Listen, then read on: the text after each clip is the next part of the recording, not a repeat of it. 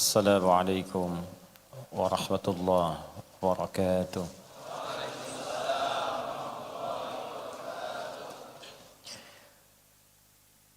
الحمد لله الرحمن علم القرآن خلق الإنسان علمه البيان والصلاة والسلام على رسول الله الذي أرسله ربنا رحمة للعالمين فهو الذي نطق بالعربية الأفصح والبيان.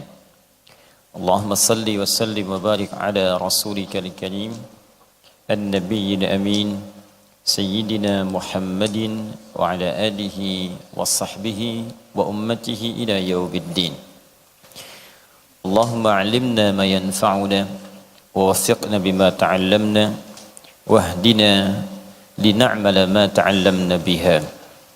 ربنا لا علم لنا إلا ما علمتنا إنك أنت العليم الحكيم. اللهم فقهنا في الدين وعلمنا التأويل. أما بعد فيا عباد الله أوصي نفسي وإياكم بتقوى الله فقد فاز المتقون فلا تموتن إلا وأنتم مسلمون. فقال تعالى يا أيها الذين آمنوا اتقوا الله حق تقاته ولا تموتن إلا وأنتم مسلمون. Hadirin sekalian, alhamdulillah kita masih mendapati kesempatan yang diberikan oleh Allah Subhanahu wa taala untuk beribadah sampai dengan ke maghrib ini di pertengahan di bulan Dzulqa'dah 1440 Hijrah. Semoga seluruh ibadah kita diterima oleh Allah Subhanahu wa taala insyaallah. Kita juga berdoa bermohon kepada Allah semoga siapapun hamba Allah yang masih hidup di muka bumi ini yang belum mendapatkan hidayah untuk memeluk agama Islam, semoga oleh Allah ditanamkan cahaya pada jiwanya, diberikan kesadaran terbaik pada dirinya agar mereka bisa memeluk Islam sebelum wafat menghadap kepada Allah Subhanahu wa taala. Alhamdulillah kita akan coba lanjutkan kajian kita Al-Quran Sunnah Solution fi Rihabul Quran was Sunnah, kajian pekanan kita yang membahas kandungan ayat-ayat Al-Quran dan keterkaitannya dengan hadis-hadis Nabi sallallahu alaihi wasallam, juga kemudian ditambahkan dengan ilmu-ilmu Al-Quran dalam upaya kita memahami isi kandungan Al-Quran dengan benar dan mampu mengamalkannya dalam kehidupan kita. Semoga dengan itu kita digolongkan ke dalam satu golongan yang disebut oleh Nabi sallallahu alaihi wasallam sebagai golongan terbaik, manusia paling baik yang pernah hidup di bumi. Ini pernah disampaikan dalam salah satu hadis yang diriwayatkan oleh Imam Al-Bukhari. Beliau menerima hadis ini dari seorang bernama Hajjaj, ya, Hajjaj bil Minhaj, menerima dari Syu'bah. Syu'bah menerima dari Alqamah ibnu Marthad. Alqamah ibnu Marthad menerima dari Sa'ad bin Ubaidah. Sa'ad bin Ubaidah menerima dari Abu Abdurrahman As-Sulami. Abu Abdurrahman As-Sulami menerima dari sahabat Uthman ibn Affan radhiyallahu taala anhu. Uthman ibn Affan radhiyallahu taala anhu menerima langsung dari Rasulullah sallallahu alaihi wasallam. Ini silsilah sanad dia disampaikan kemudian dari Nabi sallallahu alaihi wasallam, khairukum man ta'allama al-Qur'ana wa 'allama. Yang terbaik di antara kalian adalah orang yang bisa belajar kandungan isi Al-Qur'an kemudian dia mampu mengamalkannya. Jadi kalau ada orang baik di muka bumi ini, maka di antara yang paling baik itu adalah orang yang mau belajar Al-Quran. Ini mengandung banyak pengertian. Pengertian yang pertama, jika kita belajar Al-Quran dengan benar itu, maka yang didapatkan pertama kali dari Al-Quran itu nilai-nilai kebaikan.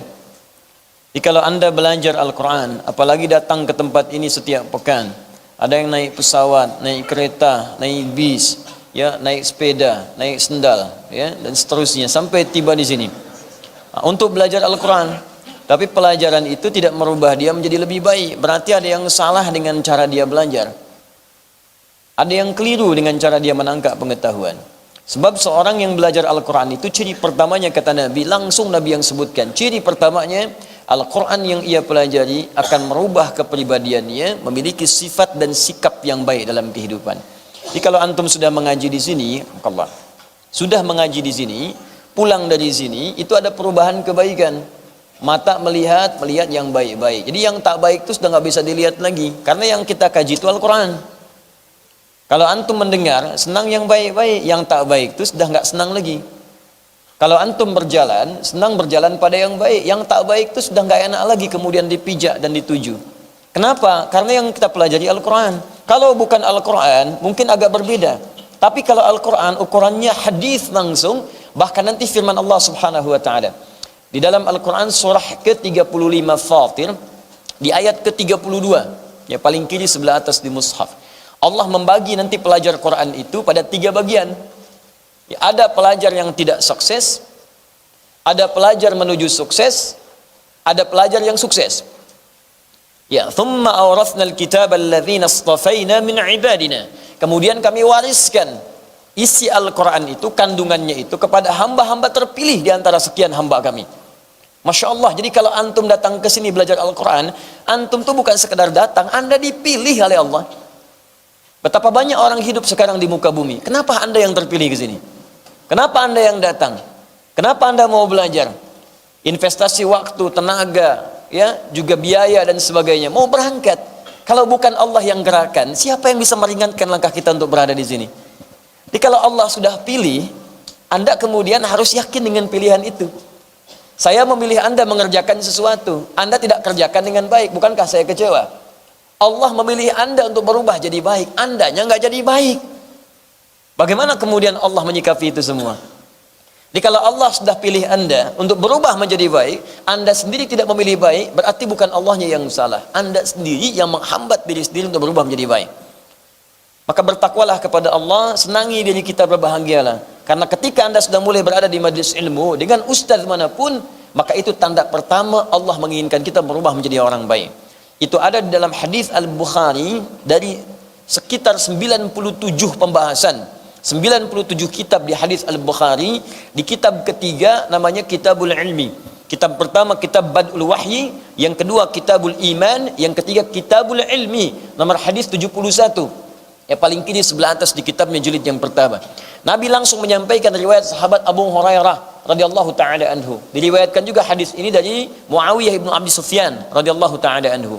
Ya an Rasulullah sallallahu alaihi wasallam qaal, apa yang Allah sampaikan melalui lisan Rasulnya. Lihat kalimat Nabinya.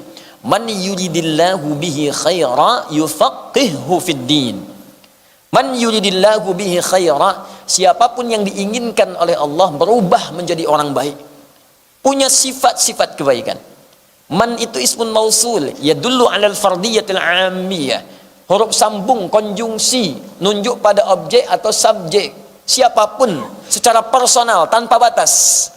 Di setiap orang.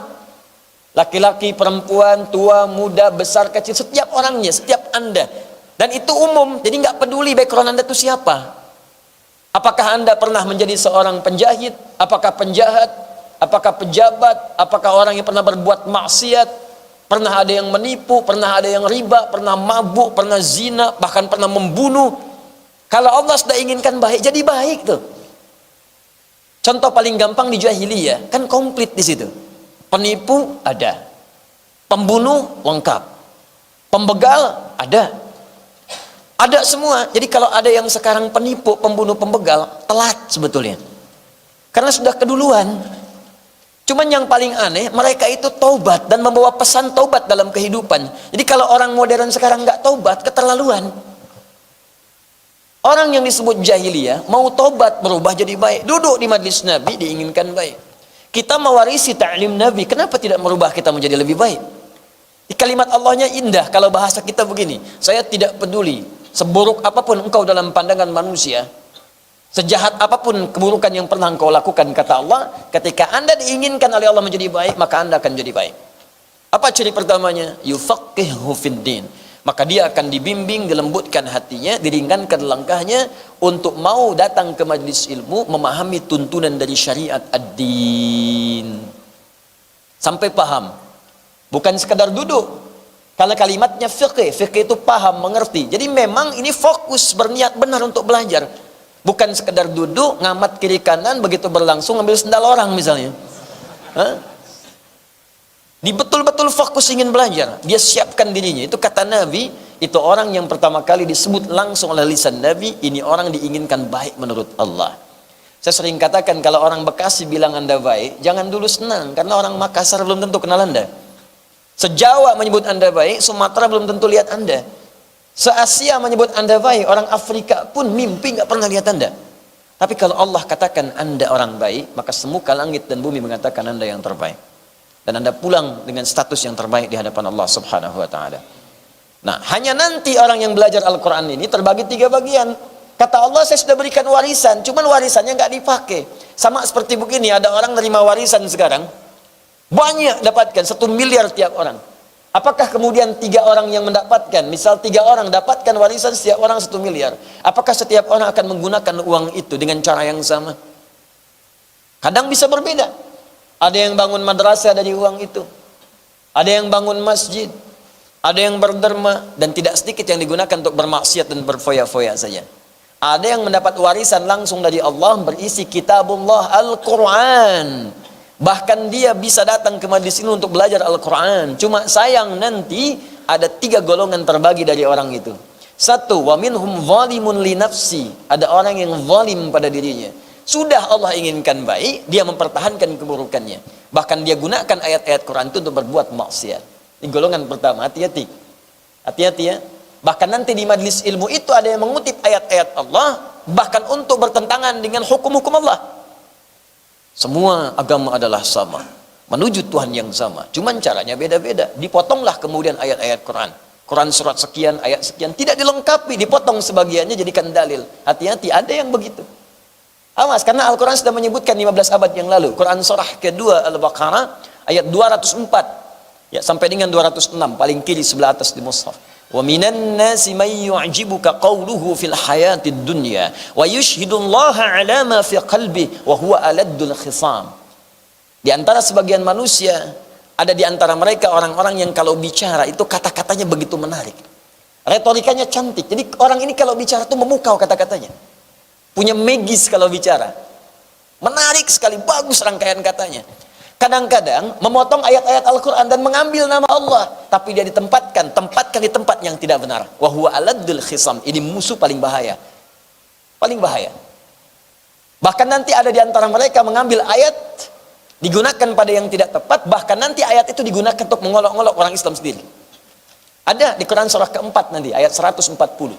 Ya, sebelah kiri paling bawah di mushafnya. Wa qad nazzala 'alaika fil kitab an idza sami'tum ayatillahi yukfaru biha wa yustahza'u biha fala taq'udu ma'ahum hatta yakhudhu fi haditsin ghairi innakum idzan mithluhum innallaha jami'ul munafiqina wal kafirina fi jahannam jami'a. Kata Allah, telah tetap ketentuan dalam Al-Quran, Al-Kitab, jika Anda mendapati orang-orang sengaja mengolok-olok menggunakan ayat Al-Quran atau memutarbalikkan isi kandungan Al-Quran. Jadi kalau Allah sudah sampaikan, pasti terjadi. Itu ada yang demikian. Maka jangan sertai mereka, kata Al-Quran. Jangan sertai, jangan ikuti majlisnya, jangan ditonton acaranya, jangan dibaca bukunya. Indah. Dan Al-Quran tidak mengatakan cela mereka, tidak. Saking indahnya bahasa Al-Quran, tidak usah dicela. Mencela sesuatu yang sudah tercela itu buang-buang energi. Itu perbuatan sudah dicela. Ngapain mencela yang sudah tercela? Cukup tinggalkan saja, kata Al-Quran. Lalu kenapa? Kalau ditinggalkan, nanti dia merasa ada yang salah dalam dirinya, supaya dia balik lagi. Hatta yakhudhu fi haditsin ghairi. Sampai dia balik lagi. Kalau sudah balik, rangkul lagi. Itu indah ya. Celaan tidak ada, makian tidak ada, ya, hal-hal buruk tidak ada, hoax tidak usah dibuat, tinggalkan aja. Nanti dia sadar, oh ada yang salah dengan saya. Indah sekali merangkulnya. Balik lagi, baru kita rangkul. Tapi kalau Anda ikuti, innakum idzam mithluhum, lama-lama Anda seperti itu nanti. Statusnya muslim, tapi sholat tidak, puasa tidak, azan tertukar, di masjid gak ada yang azan, tempat ibadah lain azan. Masjid kosong, gak ada sholat, tempat ibadah lain ikutan sholat.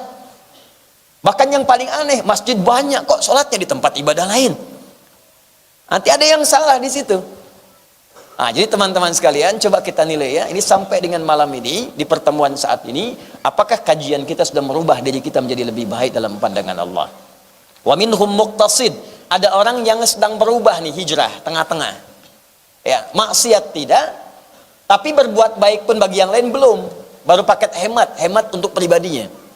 Ya, di kalau baca Quran mojok-mojok dekat tiang, ulang-ulang. Bah, silahkan Ustadz jadi imam. Saya belum Ustadz. Masih mengulang dulu, malu nanti. Padahal sudah hafid 30 juz. Itu paket hemat itu, muqtasid. Ya, ada yang dekat mimbar bolak-balik. Masya Allah, khusyuk bacanya. Pak, silahkan jadi imam. Ah, belum, saya masih belajar. Emang Bapak mengulang surat apa tadi? Al-Ikhlas. Tapi dekat mimbar. Itu muqtasid, berubah dia. Bagus daripada tidak sama sekali. Sebelumnya rajin lihat berita, sekarang dia mulai baca Al-Quran. Sebelumnya keluar nggak bawa apa-apa, sekarang naik busway pun bawa mushaf, naik kereta bawa mushaf, bawa aplikasi baca Quran. Ada perubahan di situ. Masuk paket hijrah, paket pertengahan. Nanti kalau sudah bagus itu, wa minhum sabiqum bil khairati biiznillah. Ada orang ketika mendapatkan Al-Quran itu merubah dirinya menjadi lebih baik karena Allah subhanahu wa ta'ala. Maka Anda akan merasakan kalau menatap dia sudah nggak suka dengan yang nggak baik lagi. Kalau lihat tayangan nggak bagus nih, palingkan. Mendengar sudah nggak enak dengan topik-topik yang maksiat. Begitu dia dengar nggak bagus nih, palingkan. Itulah yang berhasil itu. Itu yang paling bagus. Jadi kalau Anda ikut ta'lim Al-Quran seperti itu sampai di situ, maka berbahagialah. Artinya kita sudah masuk dalam wilayah yang dicintai oleh Allah subhanahu wa ta'ala. Tinggal dipertahankan sampai wafat menghadap Allah. Dan itu yang tidak mudah nanti. Karena itulah kita akan belajar isi kandungannya. Di pertemuan lalu kita bahas muqaddimah yang pertama. Sekarang kita masuk pada muqaddimah yang kedua. Masih di surah Al-Fatihah. Surah pertama dalam Al-Quran yang diturunkan oleh Allah subhanahu wa ta'ala kepada Nabi Muhammad sallallahu alaihi wasallam dalam periode Makkiyah yang kita sepakati kemarin, masa sebelum Rasulullah sallallahu alaihi wasallam berhijrah dari Makkah Al-Mukarramah kemudian ke Yathrib yang berubah menjadi Al-Madinah Al-Munawwarah. Semoga Allah berikan kemudahan dan berikan bimbingan kepada kita untuk mudah memahami dan mengamalkannya insyaallah. Baik, di pertemuan yang lalu kita telah belajar membaca dari sebagian kitab tafsir khususnya yang dituliskan oleh Al-Imam Ibn Kathir dalam tafsirnya kitab Al-Quranul Azim atau Tafsirul Quranil Azim yang sering dikenal dengan tafsir Ibn Kathir. Di pertemuan lalu kita telah bahas bahwa Al-Fatihah memiliki banyak nama. Ya, itulah namanya itu. Ada anak tadi yang nyampaikan, betul katanya, baik ya. Itu bahasa baik. Namanya ada 10 nama setidaknya yang tercatat dalam kitab-kitab tafsir disampaikan oleh para ulama. Di pertemuan lalu sudah kita bahas ada Ummul Kitab, ada Asasul Quran, ada Al-Kafiyah, ada Asy-Syafiyah, ada Ar-Ruqyah ya yang telah kita bacakan, ada As-Salah, ada Alhamdu, ada Asy-Syifa. Setidaknya ulama menghimpun ada 10 nama yang terkait dengan nama Al-Fatihah. Baik, saya bacakan kaidah dulu ya dalam ilmu tafsir. Nanti kita praktekkan di setiap nama-nama Al-Quran. Di kaidah Arab itu, dimanapun, bukan hanya Al-Quran. Jika seseorang memiliki atau sesuatu memiliki nama sifat yang baik-baik, lebih daripada satu, ini menunjukkan bahwa orang itu atau apa yang sedang dibincangkan itu sifatnya istimewa. Contoh begini, ada orang misalnya namanya Ahmad. Ahmad ini punya sifat jujur, sabar, tawadhu', qanaah, dermawan. Saya tanya pada Anda, Ahmad ini orang baik tidak? Baik, bukan sekedar baik, istimewa. Karena dia mencakup hampir semua jenis-jenis sifat-sifat kebaikan. Jadi kalau ada orang jujur, dia jujur. Kalau ada orang tawadhu', beliau tawadhu'. Kalau ada orang sabar, beliau sabar. Kalau ada orang qanaah, dia qanaah. Begitu mencakup semua sifat-sifat ini menunjukkan orang itu istimewa. Kan ada orang jujur tapi kurang sabaran, ada. Ada orang sabar tapi kurang jujur. Banyak. Pencuri itu sabar banget tapi jujur tidak. Hah? Ada 2 orang mencuri, yang satu bosnya, satu baru yang baru masuk gitu, sedang di training. Ya. Ngambil motor, kecepatan cuma 3 detik, dia udah 4 detik belum selesai. Bos gimana nih? Sabar, terusin aja, sabar. Anda bayangkan. Ya sabar tapi nggak jujur. Tapi yang paling menarik, orang bermaksiat bisa sabar. Kenapa Anda beramal soleh nggak bisa sabar? Itu sekarang banyak terjadi tuh. Orang bermaksiat bisa sabar. Kenapa Anda berbuat taat nggak bisa sabar? Nonton bola bisa sabar. Nungguin sampai alarm di setel, kopi disiapkan, kacang Garuda dan macam-macamnya hadir semuanya. Ada semua, nungguin bola final. Menang. Menangis jagoannya. Kalah. Untuk nungguin bola, kenapa untuk tahajud tidak bisa Anda lakukan seperti itu? Kenapa kita tidak bisa bersabar dalam kemuliaan? Kenapa tidak bisa sabar untuk mengerjakan sholat? Dan dunia itu memang untuk tempatnya sabar untuk beramal soleh. Makanya orang sabar ketika beramal soleh, sabar dalam sholat, sabar dalam menghafal Al-Quran, sabar dulu. Nanti setelah dihafalkan selesai itu, kenikmatannya tidak akan pernah terbatas dalam kehidupan. Sujud antum ketika selesai 30 juz itu, sujud, menangis. Bukan cuman Anda telepon ke orang tua, "Ma, sekarang apa? Kakak sudah apa? Kenapa? Kakak sakit." "Bukan, Ma. Alhamdulillah." "Kenapa?" "Kakak sudah hafal 30 juz." Allahu Akbar di sana. "Mama, kenapa?" Allahu Akbar, sujud langsung turun. Air matanya berderai keluar, seakan-akan mendapati sesuatu yang lebih daripada dunia dan seisinya. Tidak. Tapi sabar gitu. Sabar menghafal, sabar bangun malam sampai tiba kenikmatan itu. Dulu-dulu mau bangun malam susah gitu. Kan saya sering katakan, setel alarm itu sampai 3 kali Anda bayangkan. Mau bangun jam 3, setel alarm dari jam 2, 2:04, 2:30. Betul, alarm pertama mematikan alarm kedua. Alarm kedua di set mematikan alarm ketiga. Alarm ketiga belum tentu bangun. Tapi kalau sudah nikmat, ketinggalan 1 malam, Anda bisa menyesal seumur hidup. Subuh 4:40, Anda bangun 4:35, 5 menit lagi sebelum azan, Anda bisa katakan, "Ya Allah, terlambat." Padahal belum subuh. Anda katakan terlambat, padahal belum subuh. Dulu berbeda. Subuh 4:35, bangun 5:34. Gak mikir, tuh biasa aja. Sekarang lain, "Ya Allah, terlambat saya." Padahal belum sholat subuhnya, belum azan. Anda bisa terbayang. Tapi awal-awal itu sabar tuh penting. Dan perlu ilmu. Kalau nggak ada ilmu berbahaya. Saya punya teman di pesantren dulu. Berhijrah dia. Masya Allah. Tadi saya mau bangun malam nanti tahajud. Bagus. Malam Jumat pertama dia merubah. Malam sholat. Lama dia sholat itu. Masya Allah. Ya Allah, mudah-mudahan dia berubah jadi baik. Saya bilang kan. Subuh saya berangkat ke masjid, saya lihat dia tidur. Saya bangunkan, "Ayo." Ya, berangkatlah saya. Pulang dari masjid, posisi nggak berubah, tidur juga. Saya pikir teman saya udah sholat nih. Ya sudahlah, bismillah. Karena hari libur Jumat di pesantren. Jam 9 saya masih lihat tidur, saya bangunkan. "Kamu sudah sholat subuh belum?" Dia bilang, "Adi, gimana sih kamu? Saya sudah jamak tadi dengan tahajud." Saya sudah jamak dengan tahajud. Hijrah itu penting, iman itu dibutuhkan, tapi ilmu itu juga mendukung. Jadi kalau berhijrah tanpa ilmu, berantakan antum.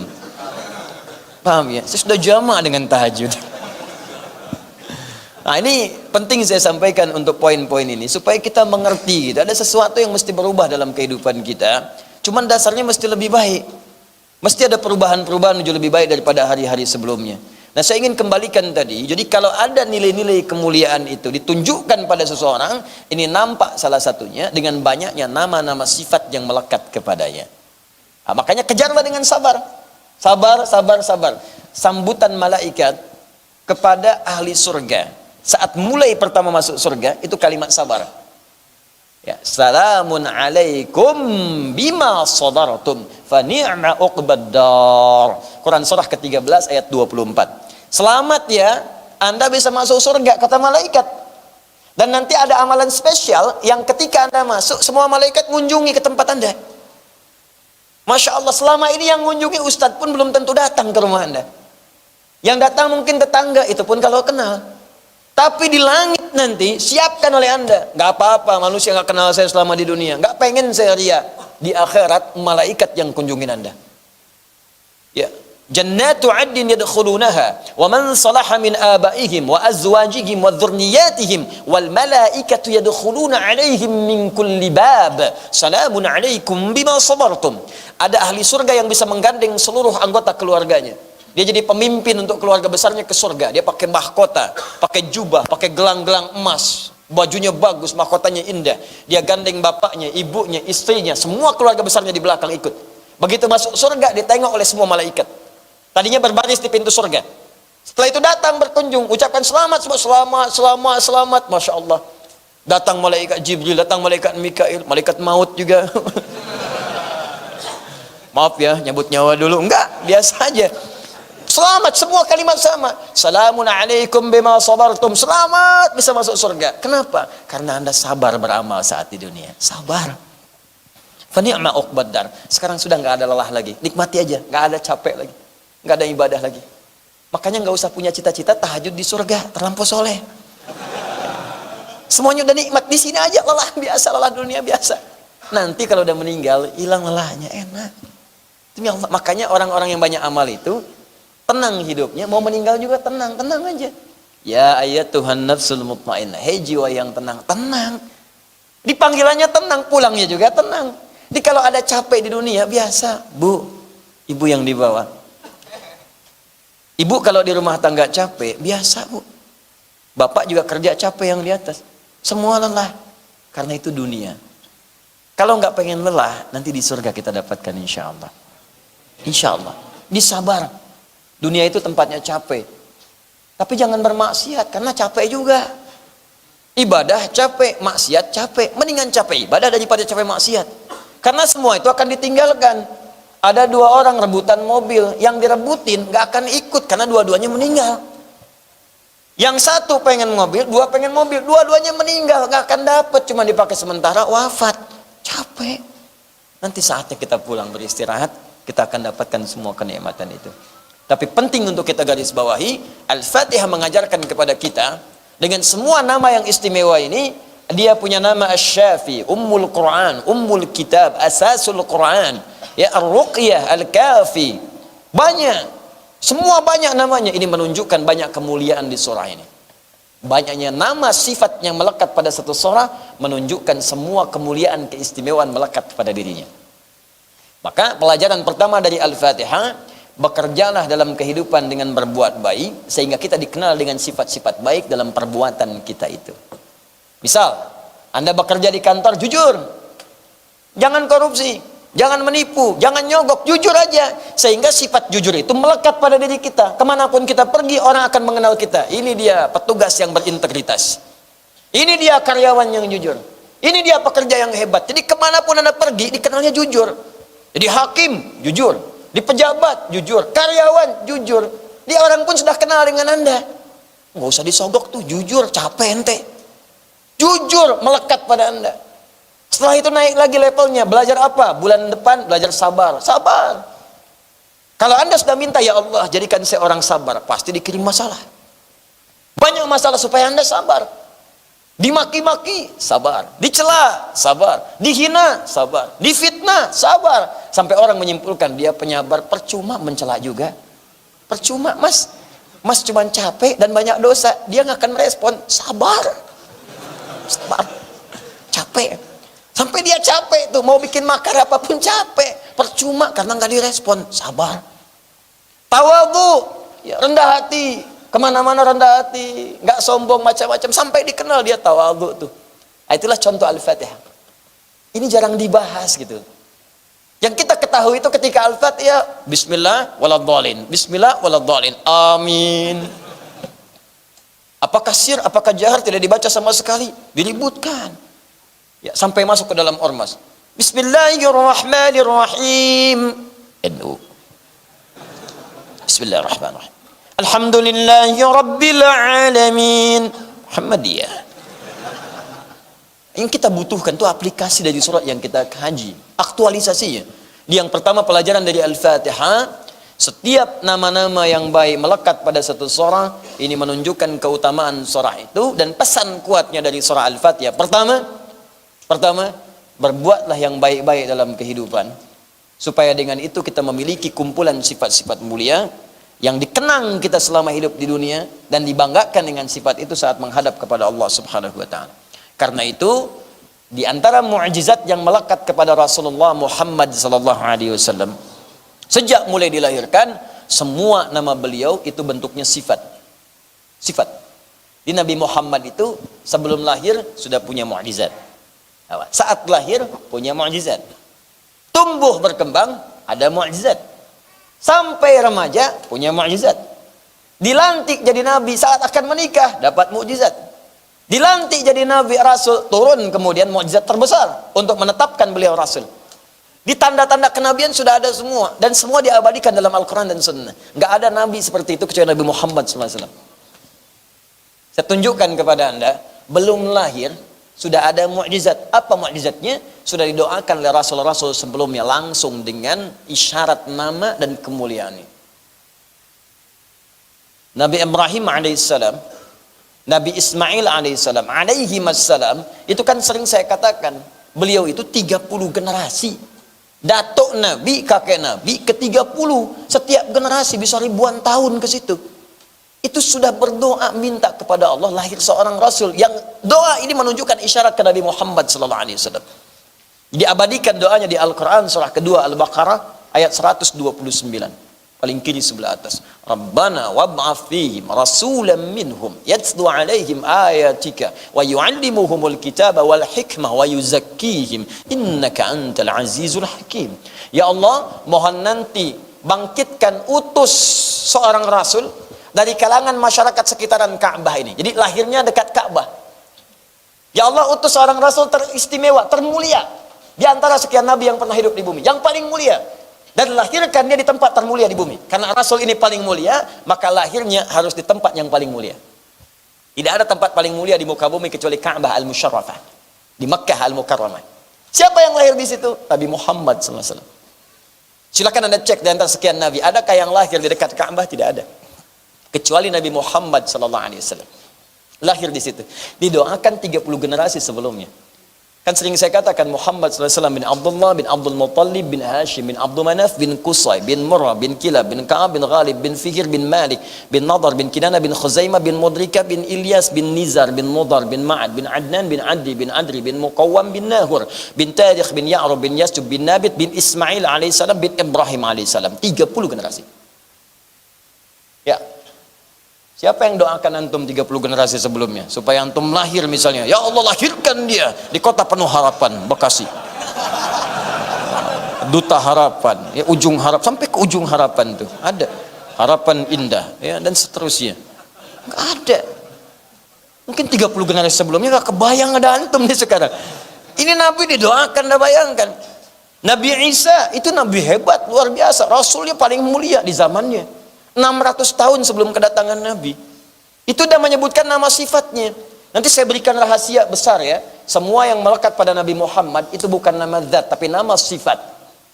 Sifat semua. Ana al-Mahi, ana al-Kafi, ana Muhammad, ana Ahmad. Nggak ada nama zat, sifat semua. Apa bedanya Ustaz? Nama zat adalah nama yang ditujukan bagi personal untuk membedakan satu dengan yang lainnya. Misal, ini Asep, ini Udin. Asep nama zat, Udin nama zat. Kenapa disebut Asep dan Udin? Untuk membedakan mana Asep mana Udin. Di begitu saya panggil Udin, pasti Udin nengok, nggak mungkin Asep. Asep nengok, nggak mungkin Udin. Kecuali nama keduanya Asep Udin, Udin Asep misalnya. Saya panggil baru nengok, tapi tetap nama zat untuk membedakan satu dengan yang lainnya. Tapi nama sifat tidak. Nama sifat, nama yang melekat pada seseorang dengan kemuliaan yang dominan yang melekat padanya. Nabi Muhammad satu-satunya Nabi Rasul yang pernah hidup di bumi yang semua namanya melekat sifat pada dirinya. Nggak ada nama zat. Muhammad disebutkan 4 kali dalam Al-Quran, semuanya sifat. Quran surah ketiga ayat 144, Quran surah ke-33 ayat ke-40, Quran surah ke-47 ayat yang kedua, Quran surah ke-48 ayat ke-29. Muhammad sifat dari kata Mahmud. Mahmud, sifat sosial yang tinggi. Di secara sosial beliau baik. Baik, penyayang, jangankan pada manusia, pada tumbuhan, pada hewan itu sifatnya luar biasa. Anda kebayang nggak? menyembelih hewan saat orang biasa-biasa saja menggorok, ya kata Nabi, jangan sakiti hewan dalam sembelihannya. Tajamkan dulu pisaumu. Tajamkan pisaumu. Apa tujuan menajamkan pisau? Supaya tidak memberikan rasa sakit yang berlebihan kepada hewan. Masih dipikirin saat disembelih juga. Tajamkan pisaumu, tajamkan. Nanti Idul Adha nih sebentar lagi. Jangan sembarangan sembelih, tajamkan dulu. Kalau bisa tuh stok pisau atau goloknya itu bukan cuma satu. Ya, satu kemudian pakai sembelih, yang lain diasah lagi. Asah. Dan itu pun jauhkan dari hewannya, bukan depan hewan diasah. Ya. Nggak boleh juga, haram hukumnya, nggak boleh, dosa. Kandidat selanjutnya, siap-siap ya. Nih ya, papa tajamkan dulu, papa lagi ya. Nggak boleh, tajamkan, jauhkan. Tumbuhan, dalam suasana paling emosional pun, kata Nabi jangan injak tumbuhan, jangan rusak tanaman. Bayangkan dalam suasana perang, dilarang menginjak tanaman perang. Perang itu kan emosionalnya tinggi itu. Kadang-kadang nggak terkontrol, tembak ya tembak, bom ya bom, bunuh ya bunuh. Jangan injak, jangan rusak tanaman. Makanya ulama banyak yang berfatwa sekarang, dalam suasana perang pun dilarang merusak tanaman. Maka kalau ada orang yang menggunduli hutan di waktu-waktu yang damai, dosanya lebih besar daripada waktu perang. Awas tuh, tukang gunduli hutan sampai muncul banjir bandang, sampai macam, dosanya besar itu. Dahsyat. Karena dalam suasana perang pun yang emosional tinggi, merusak tanaman nggak boleh. Ini suasana damai, dia pangkas tanaman.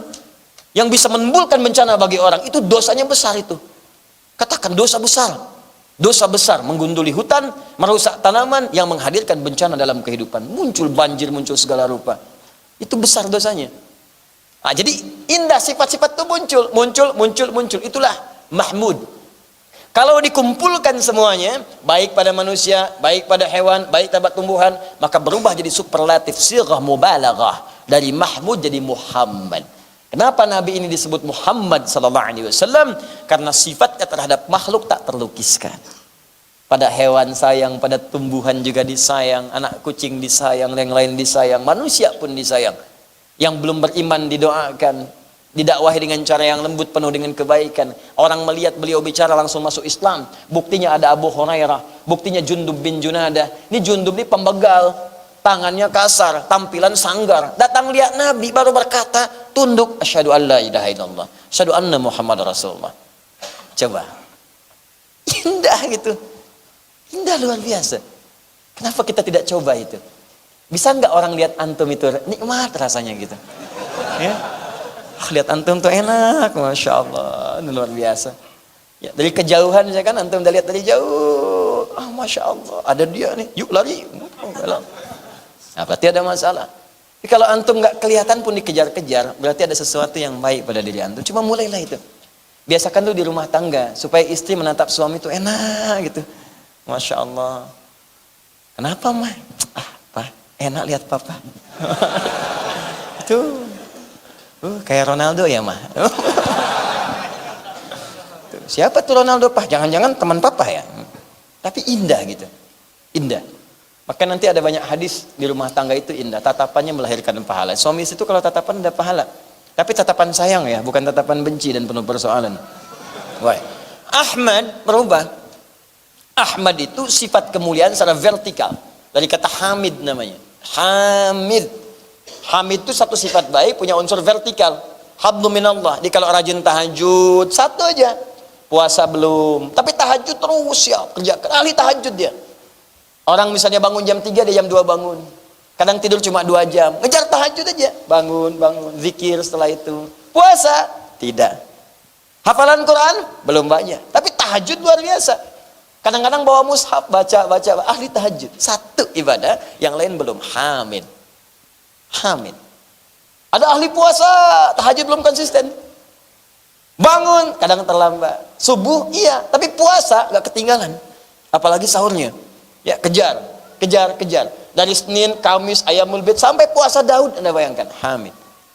Tapi kalau Anda dapatkan, maaf ya, rajin tahajud, rajin puasa, rajin baca Al-Quran, terkumpul semua, maka dirubah kalimatnya dari Mahmud, Hamid, dari Hamid jadi Ahmad namanya.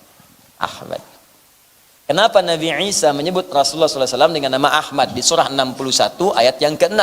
Wa mubasysyira bi rasulin ya'ti min ba'di ismuhu Ahmad. Ya, umatnya menduga Nabi Isa ini rasul terakhir yang turun di bumi. Karena ada ramalan di kitab-kitab itu, Rasul terakhir itu sifatnya punya sifat kasih yang dalam.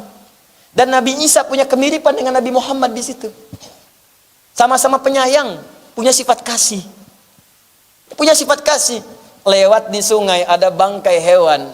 Ya, bangkai hewan sudah busuk, muridnya mengatakan, "Guru, bau sekali di bangkai."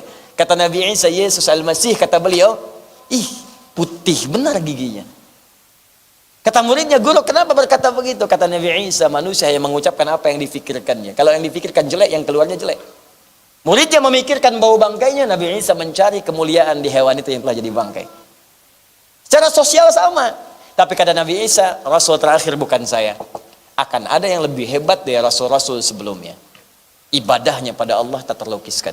Dijamin surga, tapi masih mau tahajud yang rakaat pertamanya bisa bengkak kakinya. Dijamin surga. Tapi kalau infak, dia tidur, bagian belakangnya masih ada bekas-bekas di punggungnya. Tapi kalau infak, 100 ekor unta, sekian ratus unta, sekian ratus keluar. Lillah. Bacaan Qur'annya luar biasa. Kesaksian sahabat banyak. Paling indah bermakmum di belakang Rasulullah. Tak terasa rakaat pertama 100 ayat. Tak terasa rakaat pertama selesai Al-Baqarah. Tak terasa rakaat pertama nyambung Ali Imran. Tak terasa nyambung An-Nisa. Tak terasa rakaat pertama 5 juz 4 halaman. Tak terasa besoknya tak mau ikutan lagi. Itulah Ahmad. Nah, maksud saya, Nabi itu diutus jadi contoh. Kalau beliau mahi kafi Ahmad Muhammad, maka kita umatnya dimintalah meniru semua keistimewaan ini. Dicari kemuliaan dari situ. Itu pelajaran pertama dari Al-Fatihah. Kalau Anda bisa kerjakan itu dalam kehidupan, maka apa yang akan Anda dapatkan dalam kehidupan ini? Itulah yang terletak pada huruf Al dari kalimat Al-Fatihah. Di situ ada rahasianya dari kalimat Al. Apa rahasia dari kalimat Al dimaksudkan? Itu yang akan kita lihat setelah menunaikan salat Isya berjamaah insyaallah. Subhanakallahumma wa bihamdika asyhadu an la ilaha illa anta astaghfiruka wa atubu ilaik. Assalamualaikum warahmatullahi wabarakatuh. Alhamdulillah. Wassalatu wassalamu ala Rasulillah wa ala alihi wa sahbihi wa man wala. Wa ba'd. Fa ya ibadallah, usi nafsi wa iyyakum bi taqwallahi faqad faza al-muttaqun. Fala tamutunna illa wa antum muslimun. Saudara-saudariku, alhamdulillah kita telah menunaikan salat Isya berjamaah. Dan bagi teman-teman pemirsa dimanapun Anda berada yang barangkali telah menunaikan salat Isya pula atau yang akan menunaikan salat Isya, kita berdoa bersama bermohon kepada Allah semoga salat kita diterima oleh Allah Subhanahu wa taala. Kita akan lanjutkan dalam bahasan kita. Telah kita uraikan bahwa jika dalam satu surah terdapat beragam sifat mulia yang menyifati surah itu, maka ini menunjukkan surah itu memiliki kedudukan yang istimewa. Ziyadatus sifah tadullu ala imtiyazil mawsuf. Bertambahnya satu sifat menunjukkan bahwa yang disifati itu punya keistimewaan yang tidak biasa. Surah Al-Fatihah memiliki keistimewaan-keistimewaan yang tidak biasa, karena kemudian surah ini diliputi dengan nama-nama dan sifat-sifat yang juga sangat istimewa, yang memiliki nilai-nilai diantaranya satu, memberikan petunjuk kepada kita pembacanya agar meneladani setiap keistimewaan yang melekat pada surah dimaksud, atau juga mengerjakan perbuatan-perbuatan mulia sehingga menghasilkan sifat-sifat yang melekat pada diri kita sehingga dikenal dengan itu sampai kita wafat menghadap Allah Subhanahu wa taala. Yang kedua, seluruh kemuliaan yang melekat pada sifat ini juga menunjukkan fungsi surah itu dalam aktualisasi kehidupan, bukan sekedar menjadi bacaan. Kalau kita sebutkan misalnya surah Al-Fatihah ini adalah Asy-Syafi, sang penyembuh dengan izin Allah Subhanahu wa taala. Maka bacalah surah itu ketika kemudian kita dihadapkan pada penyakit tertentu, apapun penyakitnya. Karena itu nanti di pertemuan sebelumnya bahkan telah kita kisahkan bagaimana seorang dari kepala suku, ketua kabilah tersengat kalajengking gitu sampai dengan sekarat, racunnya sudah menyebar, medis kemudian sudah angkat tangan, tabib sudah kemudian tidak mampu berkata menyembuhkan, maka seorang sahabat dengan izin Allah Subhanahu wa taala membacakan Al-Fatihah ini, lantas kemudian dengan izin Allah diberikan kesembuhan. Karena dia paham fungsinya. Asy-Syafi bacakan, sembuh. Ya kan? Kemudian ada fungsi-fungsi yang lain misalnya. Ya, Ummul Kitab, Asasul Quran, ada Al-Kafi, Ar-Ruqyah, Ruqyah untuk mengangkat hal-hal negatif yang ada pada diri seseorang. Ya, tidak terkait dengan jin saja, tidak, sifat-sifat buruk tuh. Ruqyah dengan diri sendiri. Ya. Selalu iri hati pada orang misalnya. Punya sifat dengki, dendam berlebihan. Ya, hati-hati merasa bahagia kalau orang susah. Bahagia nih kalau dia susah nih. Nah, itu bahaya itu sifat itu. Bahkan kata Al-Quran diisyaratkan orang hasad itu sampai malam gelap gulita itu nggak bisa tidur. Makanya kita berlindung dari penyakit hasad ini karena dampaknya ini bisa membuat kita pun gelisah yang terkenanya sampai tidur pun nggak enak. Qul a'udzu birabbil falaq min syarri ma khalaq wa min syarri ghasiqin idza waqab wa min syarri naffatsati fil 'uqad wa min syarri hasidin idza. Perhatikan, orang hasad itu disamakan dengan penyihir. Awas, naffatsati fil 'uqad. Ya, sama dengan penjahat di waktu malam, ghasiqin idza waqab. Kalau Anda tinggal di satu tempat misalnya, masuk ke satu tempat atau hutan belantara yang banyak perompaknya, tiba waktu malam, tenang nggak? Tidak. Karena kapan saja bisa dirampok, kapan saja bisa dirampak, Anda nggak tenang. Sama dengan begini, Anda ingin uji nyali, mau ada TV mau nggak? Masuk kemudian ke suatu tempat, rumah yang sudah ada bongkahannya, tidak ada tuannya, ada pohon tumbuh di dalamnya, ya. Tiba-tiba mau tidur di situ, belum masuk sudah bergerak. Wah, terdengar suara. Apalagi jelas terdengar, balik siap katanya kan. Pulang, dan sebagainya. Suara terdengar, pulang, ya kan? Baik, mau tidur di situ tenang nggak? Tidak. Dan naffatsati fil 'uqad, ghasiqin idza waqab. Sama orang hasad juga begitu. Hati-hati. Kalau antum hasad, baik yang dihasadi atau yang hasad itu nggak bisa tenang. Bahkan mau tidur pun masih mikirkan orang yang dihasadi. Capek hidupnya. Dalam mimpi pun masih ke bawah juga. Gara-gara dia nih beli kulkas dalam tidur, Anda bayangkan. Masih ke bawah, hidupnya nggak enak. Wa min syarri hasidin idza hasad. Nah, kalau ada penyakit seperti itu, riya ka, iri hati ka, dengki ka, sum'ah ka, ruqyah. Apa di antara alat ruqyah? Bukan cuma yang kul ats-tsalatsa, al-mu'awwadz ats-tsalaats. Ya qul a'udzu birabbil falaq, qul a'udzu birabbin nas, sebelum keduanya qul huwallahu ahad. Selain 3 surah itu Al-Fatihah. Karena itu Al-Fatihah disebut dengan surah Ar-Ruqyah. Ruqyah pertama Al-Fatihah, sebelum yang lain. Maka praktekkan. Ini bukan sekedar dibaca kemudian dalam sholat, betul dibaca jadi rukun. Kenapa Allah tempatkan rukun itu? Supaya membiasakan diri kita. Makanya orang sehat itu jiwanya pun sehat. Orang sholat jiwanya sehat, pikirannya sehat. Karena tiap hari dia meruqyah dirinya 17 kali dalam sehari. Makanya kalau ada orang sholat, masih iri hati, masih dengki, masih dendam, masih hasad, pasti ada yang salah dengan sholatnya. 17 kali. Ini ada gelas nih kotor, dibersihkan 17 kali, masih kotor juga. Ini bagaimana cara membersihkannya? Mungkin dia mengelap pakai lap yang sudah ada olinya, jadi kotor juga. Sama juga sholatnya tidak benar. Jadi kalau orang 17 kali ruqyah dengan Al-Fatihah, kan Al-Fatihah kan sehari 17 kali bagi seorang muslim. Baligh, berakal. 17 kali, Anda mesti baca 17 kali. Jadi kalau 17 kali itu Anda bacakan, masih sakit juga, ada yang salah di situ. Ruqyah. Itu rahasianya kenapa jadi rukun. Kenapa mesti kita baca? Karena Allah inginkan fisik kita sehat, jiwa kita sehat, dan sempurna cara berikhtiar dalam kehidupan kita. Jadi kalau sholat itu benar, semuanya itu maksimal. Rezeki datang, jiwa kita sehat, fisik kita kuat. Karena Syafi mengangkat semua penyakit. Quran surah ke-17. Ayat ke-82, wa nunazzilu minal qur'ani ma huwa syifaa'un wa rahmatun lil mu'minin. Kami turunkan dari ayat Al-Qur'an itu minnya tab'id, sebagian. Ada yang mengatakan istighraq semua ayat Al-Qur'an, tapi ada yang berpendapat sebagian ayat Qur'an bahkan surahnya ada yang menjadi syifa, penyembuh dari semua penyakit. Apa di antaranya? Langsung disebut oleh para ulama, Al-Fatihah. Al-Fatihah. Jadi kalau orang salatnya benar, sehat dia. Penyakit diangkat. Bahkan Masya Allah, ada sesuatu yang sulit pun berdoa bisa dikabulkan. Quran surah ketiga Al-Imran, ayat ke-38-39. Ketika dalam salat berdiri, minta kepada Allah, minta. Begitu minta dikabulkan. Ya, minta qala rabbi habli min ladunka dzurriyyatan thayyibah. Maka ia berdoa Nabi Zakaria, ya Allah, mereka mengatakan aku enggak mungkin punya keturunan. Engkau tak punya batas, anugerahkan kepadaku ya Allah apa yang tidak ada batas pada dirimu. Engkau pasti mendengar doaku. Kalau yang pada Maha mendengar saya tidak mengabulkan, lantas kepada siapa lagi aku mesti memintanya?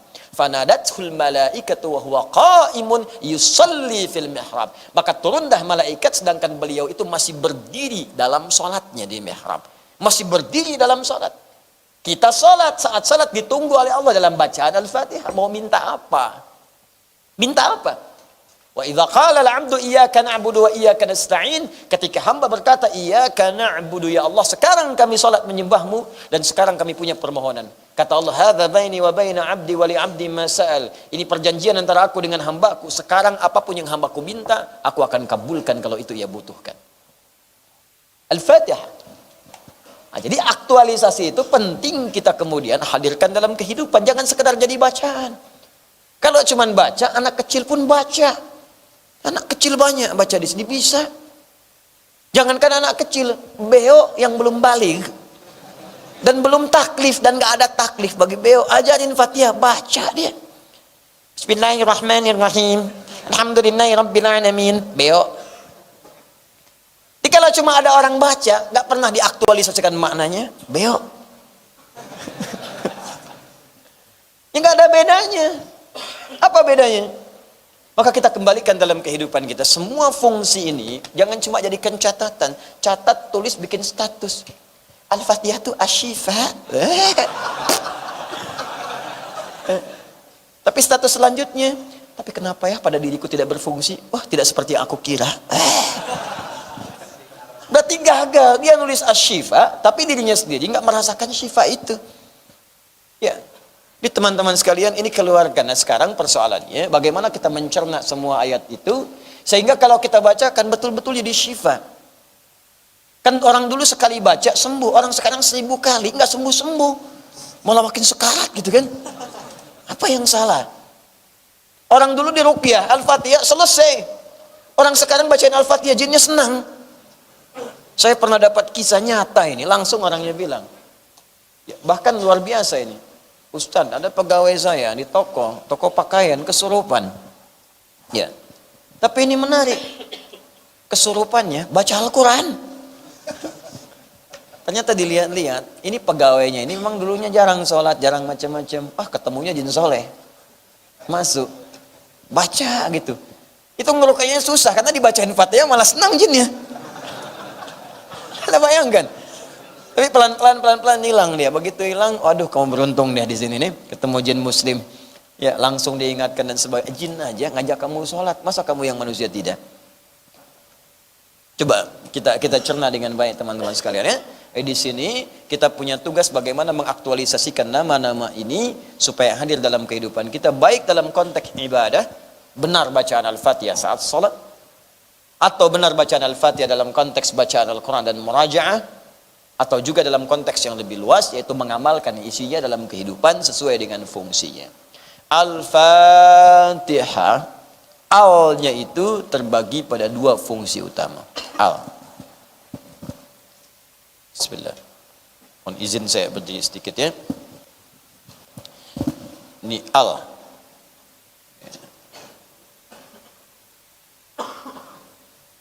Ya. Al-Fatihahnya belum saya tuliskan. Ini terbagi 2. Secara umum ya, secara umum. Garis besarnya. Nanti ada kitab namanya Mughnil Labib an Kutubil A'arib. Mughnil Labib an Kutubil A'arib. Karya Ibnu Hisham Al-Ansari. Di situ nanti dijelaskan semua fungsi huruf. Terkhusus huruf yang kemudian menyalin ayat-ayat Al-Quran. Dari mulai alif sampai ya. Alif ada berapa fungsi, ba berapa fungsi sampai ya. Banyak. Nanti saat kita masuk kepada ayat Al-Quran, misalnya ba Bismillahirrahmanirrahim, ba-nya fungsinya apa? Itu ada 14 fungsi. Ya, halaman 29 sampai 59 disebutkan 14 fungsi. Lil ghayah, lil istighraq, lil ilsaq, lil musahabah, lit tab'id min duni tahdid, lit tab'id ya ma'at tahdid. Wah, disebutkan 14 ya. Nanti ba di bismillah itu bisa beda dengan ba misalnya di Al-Maidah ayat yang ke-6. Wamsahu biruusikum. Setiap ba dalam Al-Qur'an bisa beda fungsinya. A'udzu billahi minasyaitonir rajim. Ba billah beda dengan bismillah. Lain ba-nya. 14 fungsi. Nanti ada mahasiswa kita di Al-Azhar masuk PhD, doktora, hanya membahas huruf ba dalam surah Al-Maidah ayat yang ke-6. Wamsahu biruusikum. Kenapa saat wudu mengusap kepala pakai ba di situ? Dibahas dapat doktor, Anda bayangkan. Huruf ba satu. Masih ada ta, fa, jim, ha, ho sampai ya. Silahkan ambil sebanyak-banyaknya. Al yang pertama al-ta'rif. Dikenal dengan ma'rifah yang dimasuki alnya. Ma'rifah. Ta'rif. Yang kedua al-istighraq. Al dengan fungsi al-istighraq.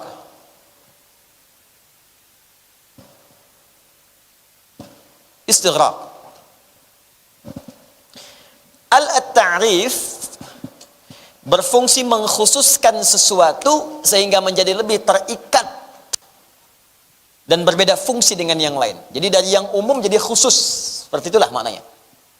Seperti artikel the dalam bahasa Inggris. Car, mobil banyak di luar. The car, yang ini bukan yang lain. Qalam, pulpen, spidol, mana saja bebas. Tapi al-qalam pakai alif lam, yang ini bukan yang lain. Mindil, sapu tangan, tisu, umum tisu mana saja. Hal indakum mindil, ada yang punya tisu di sini? Ada Ustaz, saya ini itu banyak tisunya. Tapi ketika saya berikan alif lam, al mindil, yang ini bukan yang lain. Alif lam. Kalanswa, peci. Kalanswa banyak. Hal indakum kalanswa, ada yang punya peci? Ana Ustaz, ana ini torbus, ini kalanswa, saya punya peci. Tapi kalau saya katakan al kalanswa, yang ini bukan yang lain. Al-Qalansuah al-Makassariyah, peci Makassar, yang ini bukan yang lain. Al-Qalansuah al-Jawiyah, peci Jawa, bukan yang lain. Al-Qalansuah al-Wataniyah, peci nasional merek Haji Iming, bukan yang lain. Paham ya? Al itu fungsinya. Nah, jadi kalau ada satu kalimat kemasukan al, kemudian fungsinya menjadi ma'rifah, itu tandanya dia spesial khusus beda dengan yang lain. Apa kaitan dengan Fatihah? Ketika Fatihah ini dimasuki al-Fatihah pakai al. Kalau difungsikan ta'rif, ingin menunjukkan surah yang ini beda dengan yang lain. Dia punya spesial, beda dengan yang lainnya. Kalau dimasukkan kata Fatihah, Fatihah itu dari segi bacaan artinya pembuka. Pembuka. Al-Fatihah, surah ini surat khusus, beda dengan yang lainnya. Dialah surah pembuka, pembuka dalam Al-Quran di mushaf, juga pembuka dalam bacaan pada salat.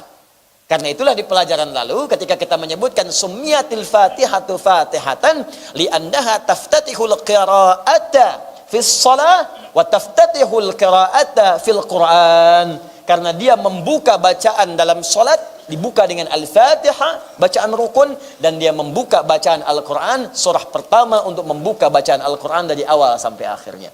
Beda dengan surah-surah lain. Al-Baqarah pakai al, tapi tidak sama dengan Al-Fatihah, karena dia bukan pembuka. An-Nisa pakai al, tapi dia bukan pembuka dalam rukun salah. Al-Fatihah beda, yang ini bukan yang lain. Kalau ada tulisan lain di buku, saya tulis misalnya Al-Fatihah, ya, catatan pembuka saya. Beda. Yang di sana dengan yang dimaksudkan Quran beda. Bukan yang itu yang saya maksud, yang ini. Makanya diberikan al untuk menunjuk ta'rif, kekhususan surah ini beda dengan yang lain. Paham sampai sini? Yang kedua, jadi kalau yang pertama ta'rif terkait dengan fungsi bacaan sebagai pembuka dalam salat. Ini yang kedua, ini yang penting, ini yang jarang dikaji nih. Istighraq. Menunjuk fungsinya dan hikmahnya dalam kehidupan. Ini saya ajarkan kaidah sebentar ya kalau belajar Al-Quran. Jadi bukan sekedar bacaan. Ada bacaan, ada fungsi syariat, ada hikmah, itu beda. Bacaan, ilmunya tajwid, bagaimana membaca dengan benar. Ya, makhrajnya, sifat hurufnya dan sebagainya. Itu bacaan. Setelah benar bacaan, praktekkan dalam syariat, bawa dalam salat misalnya. Apa hukum bacaan Al-Fatihah dalam salat? Silakan. Ya, diajarkan nanti oleh Nabi, begini cara salat, ini bacaannya. Sampai di sini, apakah selesai? Belum. Yang ketiga, kalau itu ingin dibawa dalam kehidupan manfaatnya, maka sampai ke dalam ilmu hikmah. Mesti ada. Nah, ini tugas Nabi. Kalau ilmu hikmah didapatkan, akan ada dampak kepada diri kita, diri lebih suci, lebih baik, lebih enak, lebih tenang. Dan dalam hidup lebih berhasil. Ini yang dimaksudkan doa Nabi Ibrahim ketika mendoakan tibanya Nabi Muhammad lahir dekat Ka'bah itu. Yang Al-Baqarah 129. Rabbana wab'ath fihim rasulan minhum yatslu alaihim ayatika, ayat Al-Quran. Wa yu'allimuhumul kitab, ajaran Nabi, sunnah, diajarkan. Apakah berhenti sampai situ? Tidak. Wal hikmah. Hikmahnya apa? Hikmahnya apa? Fungsinya apa dalam hidup? Sama kayak antum belajar sholat, bacaannya diajarkan. Allahu Akbar, bacaan. Caranya diajarkan, angkat tangan sejajar dengan bahu. Al-Bukhari hadis 737, hadis Muslim hadis 397 dari Wa'il bin Hujur, angkat sejajar dengan bahu. Boleh angkat sejajar dengan daun telinga, sah. Baru sampai bacaan dan gerakan. Tapi hikmahnya apa? Kenapa mengangkat tangan begini? Kenapa diucapkan Allahu Akbar? Kenapa kok tiba-tiba Abu Bakar angkat tangan bisa bergetar? Angkat tangan, Allahu Akbar, bergetar begini. Kenapa? Dan kemudian getarannya tidak ada. Dalam jiwanya nggak ada. Abu Bakar sampai menangis, Allahu Akbar, menangis, beliau bergetar. Mungkin orang sekarang ada juga yang bergetar di puncak subuh-subuh, bergetar juga. Ya. Tapi tangisannya tidak ada. Dan ditangisi oleh zaman karena tidak ada kekhusyuan dalam jiwanya. Apa yang salah? Kurang yang terakhir, wal hikmah. Apa hikmahnya? Apa aktualisasinya? Apa fungsinya dari semua itu? Kalau sudah benar salatnya, hikmahnya dapat, wa yuzakkihim, dampaknya kepada hati itu ada kebersihan jiwa, ada ketenangan, ada keberhasilan. Makanya ketika orang salatnya benar, jiwanya bersih. Innas salata tanha 'anil fahsya. Sungguh salat itu kalau benar dikerjakan mencegah perbuatan keji dan mungkar. Ada di jiwa fahsya mungkar, hilang semuanya. Itu yang maksud Quran surah ke-29 ayat ke-45. Jadi kalau kita balikan ke sini teman-teman sekalian, kembali ke awal tadi, ada fungsi bacaan, ada. Bismillahirrahmanirrahim. Bacaan, tajwid hukumnya. Fungsi syariatnya, baca dalam salat, baca dalam bacaan Quran, murajaah. Apa fungsi kehidupannya, hikmahnya? Maka al-istighraq memberikan kita pengantar. Inilah fungsi-fungsi yang bisa kita raih dari Al-Fatihah. Istighraq itu artinya sesuatu yang luas dan komprehensif. Luas, banyak, komprehensif. Holistik, bahas sekarang. Luas, banyak. Holistik, komprehensif.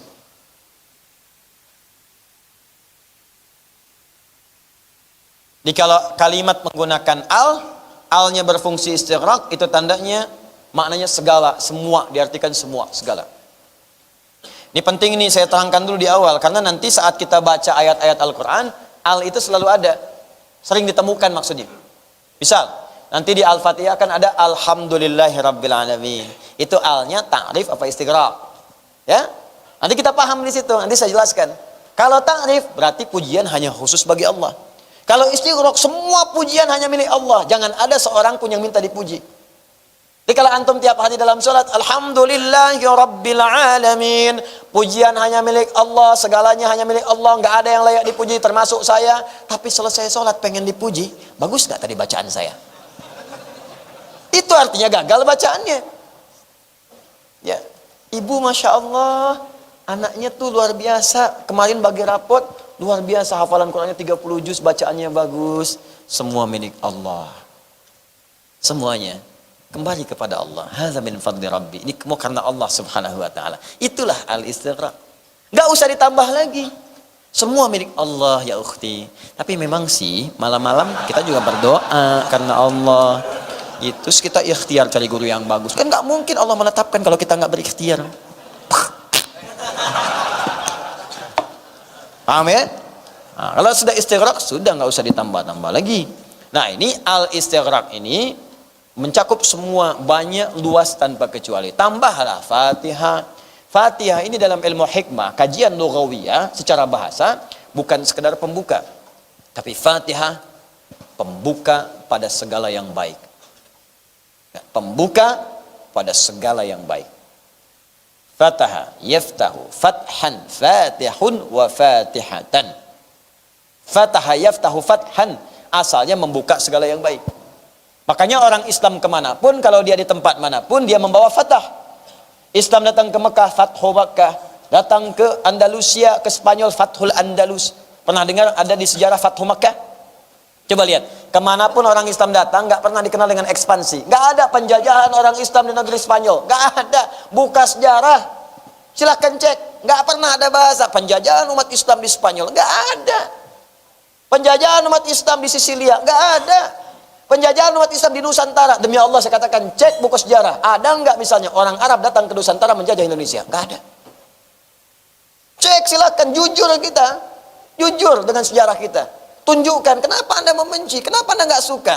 Justru saham terbesar untuk merdeka itu orang Islam, ulama-ulama, orang-orang baik. Pernah nggak ada datang orang Arab menjajah ke sini? Datang orang Islam menjajah ke sini? Nggak ada. Di setiap orang Islam, bukan hanya Arab, ada Amerika kah, Indonesia kah, Asia kah, ya Eropa kah, Afrika kah, sepanjang dia Muslim, kemanapun dia, kalimatnya fathun. Fathun itu membuka segala jenis kebaikan. Jadi kalau orang Islam itu beraktivitas dimanapun, harus membuka segala yang baik-baik. Anda kerja di kantor, Anda orang Islam, bukalah nilai kebaikan di situ. Kalau ada jujur, Anda yang paling jujur di situ. Tunjukkan Islam itu menghadirkan kenyamanan. Islam membuka segala kemuliaan. Kalau Anda masuk ke tempat yang banyak sesuatu yang kasar, Anda sabar, lembut di situ. Tunjukkan Anda membuka kebaikan.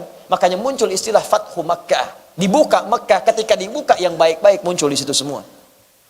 Fathul Andalus, di Andalus tuh gelisah. Spanyol dulu tuh jauh dari peradaban, gelisah, krisis ekonomi macam-macam, rakyatnya sengsara, sampai datang utusan kepada Tariq bin Ziyad, kepada Musa bin Nusair.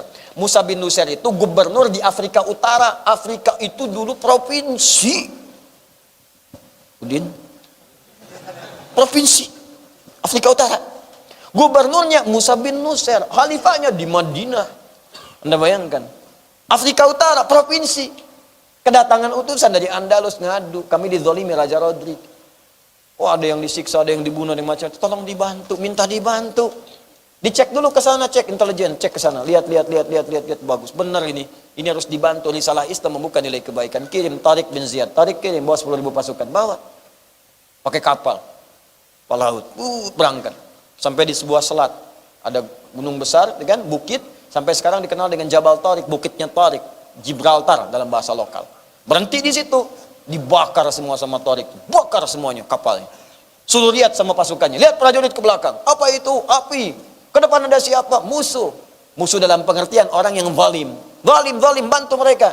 Kata Tariq, di belakang ada kematian, di depan ada kematian. Di depan syahada, syahid wafatnya, di belakang wafat dalam keadaan yang tidak mulia. Tinggal pilih, mau mati syahid, mau mati konyol.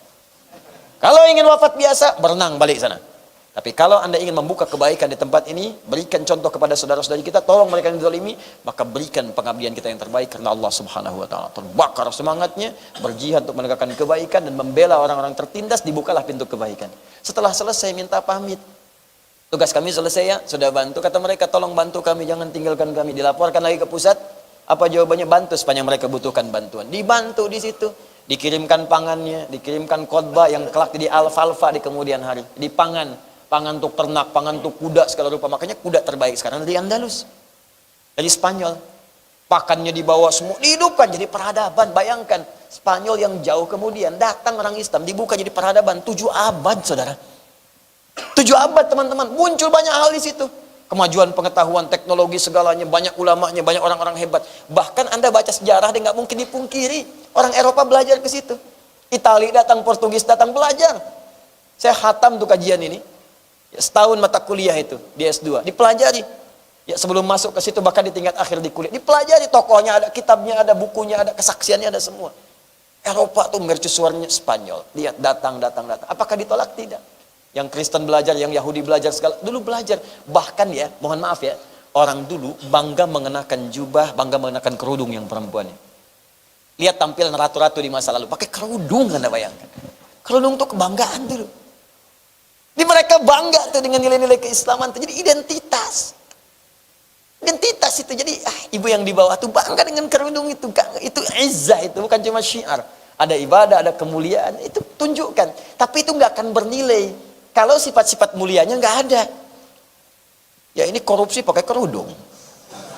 Ya, ngambil maling, barang-barang misalnya di supermarket, minimarket pakai kerudung. Ya habislah kemudian syiar itu. Yang seharusnya tidak ditempatkan di tempat-tempat yang tidak mulia. Yang paling dahsyat, nyurinya nggak pakai kerudung. Begitu di sidang pakai kerudung. Ini yang bahaya. Itu yang parah itu. Ya, kita doakan semoga mendapat hidayah, kan poinnya seperti itu, selalu terbuka. Jadi fathu, pembuka segala kebaikan. Pembukanya, yang membuka adalah Allah, sifatnya disebut Fattah. Jadi kalau ke manusia Fatih, Muhammad Al-Fatih membuka Konstantinopel, membuka Al-Aqsa, itu manusia diberikan nilai-nilai kebaikan di situ. Tapi kalau pembuka segala kebaikan namanya Fattah. Kalau ingin diberikan sifat, tambahkan tak di ujungnya. Fatihah. Kenapa surah ini disebut surah Al-Fatihah? Karena isi Al-Fatihah, kalau dikuasai dengan baik, dipahami, dipelajari, akan membuka semua jenis-jenis kebaikan yang ada di dunia dan di akhirat. Kalau Anda ingin bekerjanya sukses, pahami Al-Fatihah. Maka terbuka semua pintu kesuksesan dalam pekerjaan Anda. Ingin di rumah tangga baik, pelajari isi Al-Fatihah. Maka di situ akan terbuka semua pintu kebaikan di rumah tangga. Ingin masuk surga, pelajari isi Al-Fatihah. Di dalamnya ada rangkuman Al-Quran yang mengajarkan kepada kita semua jenis pintu-pintu kebaikan. Di sini sifatnya istighraq, kemudian ditambahkan Fatihah, dicontohkanlah lewat nama-nama yang melekat kepadanya plus sifat-sifatnya.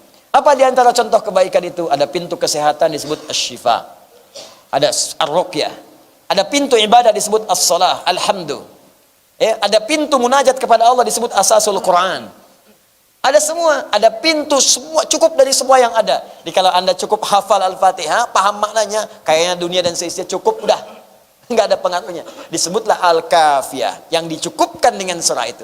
Cukup hafal surah itu, paham rangkuman kandungan Al-Quran. Cukup paham isi Al-Fatihah, maka dunia seakan tidak punya nilai di hadapan Anda. Jadi kecil. Dikecilkan oleh Allah, dipenuhi semua jenis-jenis kebaikan. Paham sampai sini? Nah, jadi kenapa surah ini disebut dengan Al-Fatihah? Bukan sekedar dia pembuka Al-Quran atau pembuka bacaan dalam sholat, tapi juga dia isi Al-Fatihah dari awal sampai akhir juga akan membuka semua jenis-jenis kebaikan yang didambakan di dunia sampai dengan di akhirat. Jelas sampai sini? Baik. Kalau sudah jelas, kita coba ambil dulu di sini turunannya untuk malam ini. Satu ayat saja atau pengantar ke satu ayatnya supaya kita bisa mendapatkan itu semua. Karena kalau cuma sampai di sini saja belum kita pahami isinya, belum dapat juga. Apa yang Anda pelajari tadi dari Ustaz Al-Hidayat? Al-Fatihah itu fungsinya bisa membuka segala pintu kebaikan. Al-nya bisa ma'rifah, bisa istighraq. Terus bagaimana caranya? Pekan depan. Belum dapat kita ya. Minimal kita dapatkan satu dulu ya, insyaallah. Baik, yang pertama jumlah Al-Fatihah. Jumlah ayatnya ada 7 ayat. Berapa ayat? 7 ayat. Berdasar keterangan langsung dari Allah di Al-Quran surah ke-15 ayat 87. Walaqad atainaka sab'an minal mathani wal Qur'anil azim. Sungguh Muhammad sallallahu alaihi wasallam kami telah anugerahkan kepadamu khusus atainaka, khusus kepada Nabi Muhammad. Jadi ini memang kekhususan Nabi Muhammad sallallahu alaihi wasallam yang tidak diberikan pada nabi-nabi dan rasul-rasul sebelumnya. Enggak dapat, cuma Nabi Muhammad saja. Maka berbahagialah kita yang memiliki nabinya Nabi Muhammad sallallahu alaihi wasallam. Spesial. Jadi kalau sudah ada Nabi Muhammad dengan syariatnya, enggak usah baca-baca lagi yang sebelumnya. Ini sudah dapat yang paling spesial, pilih yang biasa. Kayak beginilah, udah dapat kelas eksekutif, malah masuk ke ekonomi. Ya, ini kan fatal gitu. Udah dapat eksekutif, kenapa ditinggalin? Masuk ekonomi. Misal gitu kan, itu gambaran saja. Dan ada yang lebih parah, diberikan jalan yang baik yang benar, milih yang salah. Syariatnya Isa alaihissalam selesai. Syariatnya Musa tuntas. Sulaiman alaihissalam selesai, paripurna. Ditutuplah, disempurnakan dengan syariatnya Muhammad sallallahu alaihi wasallam. Ini penutup yang sempurna, yang paling bagus, keterangan ada semua. Ambil yang itu. Di sepanjang ada syariat Muhammad sallallahu alaihi wasallam, yang lainnya selesai. Apa di antara keutamaannya? Kata Allah, saya berikan spesial khusus untuk Nabi Muhammad. Jadi nanti ada keutamaan beberapa yang melekat pada Nabi Muhammad yang nabi lain enggak mendapatinya. Yang paling utama diantaranya Al-Fatihah. Kata Allah, sab'an minal mathani, 7 ayat yang diulang-ulang. Ulang-ulang setiap hari, setiap waktu. Tidak ada satupun 7 ayat diulang-ulang dalam satu surah, terus dibaca, diulang, kecuali Al-Quran. Dan bahasanya indah. Bahasanya indah. Sab'an minal mathani, bukan sab'an minal mukarrar. Padahal bisa, mukarrar itu diulang juga. Kenapa menggunakan kata tasniyah? Tasniyah itu bukan sekedar diulang. Sesuatu yang mengandung keindahan. Sesuatu yang mengandung pujian. Dan sesuatu yang terus diungkapkan tanpa bosan kita kemudian menyampaikannya. Itulah mathani. Wah, jeli benar bahasa Quran itu. Diksinya tepat. Makanya tidak pernah ditemukan ada orang mengulang Fatihah dalam sehari 17 kali tapi bosan. Gak ada. Pernah nggak ada dapat pengaduan misalnya? Bahkan dari anak kecil sekalipun, mama, mami, papi, papa, mimi. Misalnya kan datang, aduh, aku pusing. Kenapa? Baca Al-Fatihah. Tidak ada. Yang kecil, tidak. Yang remaja, tidak. Yang tua pun tidak. Coba Anda bayangkan, kalau orang sudah tua misalnya, sepuh taruhlah. Dari mulai balik, misal balik 10 tahun, usia sudah 70 tahun. Muslim dia, berarti 60 tahun. Setiap hari baca Al-Fatihah 365 hari, seharinya 17 kali. Kalikan 17 kali 365, ya, dikalikan kemudian 12 kali 60. Nanti besok kasih tahu saya. Udin aja susah tuh nyarinya tuh. Nggak mudah itu. Tidak mudah. Berapa kali coba bayangkan. Saya nggak usah bicara 60 tahun lah. Yang mau saya maksudkan, pernah nggak ada orang 60 tahun muslim mengeluh sakit kepala karena baca Al-Fatihah? Sehari 17 kali. Kalau ini bukan firman Allah, mustahil. Dengan cara apa lagi membuktikan kepada manusia bahwa Islam agama yang hak. Al-Quran mukjizat yang benar. Kalau ini buatan manusia, pusing. Karena sifat makhluk beda dengan Khalik. Ciptaan makhluk nggak akan sama dengan ciptaan Khalik. Dan Al-Quran itu bukan ciptaan, bukan makhluk. Al-Quran itu firman, apalagi firman. Buatan Allah saja tidak akan sama. Makhluk saja nggak sama, apalagi firman. Nih kita ciptaan Allah nih, makhluk kita ini. Manusia nggak akan bisa buat seperti kita, nggak akan sama. Bikin nyamuk aja nggak bisa. Bikin nyamuk coba yang tidak kaku. Terbangnya cepat. Anda bayangkan, belum ditepok, udah terbang. Nyamuk. Pak, pipi kita aja yang sakit, dia aja enggak. Bisa terbang, bisa enggak manusia bikin begituan? Enggak ada. Amerika negara adidaya membuat prototipe nyamuk, enggak ada. Paling banter baygon. Meraket. Itu aja, nyamuknya enggak. Itu baru makhluk, sedangkan Al-Quran bukan makhluk. Al-Quran itu firman, siapa yang bisa kemudian menyamainya? Enggak bisa. Makanya yang dibuat oleh manusia bacaan-bacaan, jangankan 17 kali, baca sehari 3 kali, pusing Anda. Baca. Buku paling bagus semuka bumi, baca novel. Ketika cinta bertasbih, ketika tasbihnya hilang, ketika ayat-ayat macam lah, baca aja pokoknya lah. Baca. Iya. Ayat-ayat cinta, ayat-ayat putus, ayat-ayat ini. Baca oleh Anda. Apapun itu. Ya, mau novelnya si Fulan, novelnya ini, novel macam-macam. Enggak ada orang baca 3 kali sehari. Baca lagi. Paling-paling hari kedua, bosan, lempar. Kenapa? Bosan, datang saya. Tanya aja. Saya bacain tuh novelnya, halaman keberapa, halaman posisi keberapa, kanan, kiri, depan, atas, belakang, apal saya. Tapi suruh baca lagi, enggak mau. Al-Fatihah tidak. Allahu Akbar. Subuh tuh 2 kali. Zuhur dibaca 4 kali lagi. Yang lebih dahsyat, nunggu zuhur, duha, dibaca lagi. Baru subuh muncul syuruk, dibaca lagi 2. Tapi nggak pernah ngeluh. Coba, ini luar biasa. Al-Fatihah. Makanya mathani dibaca diulang-ulang, tapi nggak ada orang bosan. Coba mungkin di antara Anda, bapak atau ibu di bawah ada yang dokter, pernah nggak ada yang masuk kepada Anda di poli Anda, ada keluhan pusing karena baca Al-Fatihah?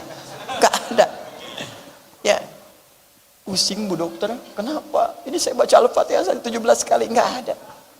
Mustahil, firman Allah. Mathani. Nah, bagaimana coba kita menghadirkan keyakinan lagi? Kalau nggak yakin juga menurut saya ada yang terhalang di jiwanya itu. Kalau mau percaya gini deh, maaf ya.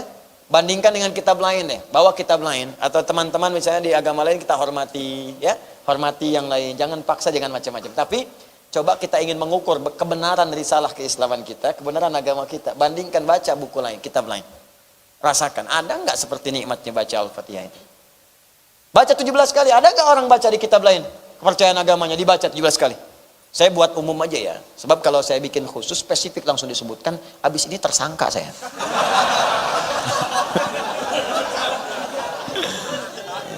Kita husnudzonnya yang baik-baik ya. Jadi kita umum saja bikin ya. Bikin umum, tapi untuk perbandingan bikin ya. Jadi spesifik, baca. Enggak ada. Yang kedua, ingat ya. Karena sifat-sifat itu melekat pada firman Allah Subhanahu wa taala. Dan sifatnya risalah dan sifatnya petunjuk, akan ada musuh namanya setan. Setan. Jadi kalau kalimatnya langsung petunjuk dari Allah, setan akan bergerak. Kalau bukan dari Allah, setannya nggak gerak.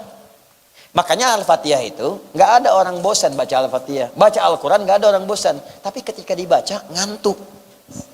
Silahkan cek. Cuman Al-Quran nggak pernah bosan. Tapi kalau dibaca ngantuk. Silahkan cek. Toha. Itu baru 2 huruf tuh. Ada yang baru sehuruf, wah udah berat kepalanya. Nun. Baru nun tuh. Ya, udah berat kepalanya, ngantuk. Karena memang setannya mau kerja. Makanya ketika mau baca, berlindunglah kepada yang tidak pernah tertidur, apalagi ngantuk. La ta'khudhuhu sinatun wala naum, supaya dilindungi. Makanya jangankan baca Quran seperti biasa, dalam sholat pun bisa ngantuk. Silakan cek dalam sholat, bisa ngantuk. Kalau Anda baca hadis ya dengan lengkap, misal di Abu Daud lah, dari hadis nomornya 857 itu, dari mulai bertakbir. Ya, idza udzina fa fara syaitanu wa alaihi dharatun. Kalau azan dikumandangkan, setan lari meninggalkan anak Adam sambil dengan terkentut-kentut, terbirit-birit. Maksudnya kalau azan ada baunya pun dia nggak mau cium, saking bencinya dengan suara azan. Artinya kalau ada orang nggak suka dengan suara azan, itu dia sedang disusupi oleh syaitan. Karena di hadis cuma setan yang nggak suka suara azan. Disusupi, kita doakan. Kalau manusia biasa ditinggalkan, makanya jarang orang saat azan berkumandang itu, ya, bisa ada perasaan nggak suka. Umumnya rata-rata mengingatkan, akhi itu, bro, sudah azan nih, karena setannya pergi. Fa idza tumiba fa'ada, kalau azan selesai maka setan balik lagi. Maka dia bisa mengatakan yang ditanya, tenang aja bro, baru azan, belum qomat. Itu. Ya, hatta idza kabbara, sampai dia kemudian bertakbir, Allahu akbar, takbir. Faqala syaitanu udhkur kada. Saat dia mulai bertakbir itulah syaitan kemudian mengingatkan, ingat ini ya, ingat itu. Ingat ini, ingat itu. Ingat ini, ingat itu. Ingat, enggak percaya silakan. Misal, sebentar ya. Honda Fred putih B1152 ZFT. Ya, mohon dipindahkan parkirnya. Mungkin bukan parkirnya, mobilnya yang dipindahkan. Ya.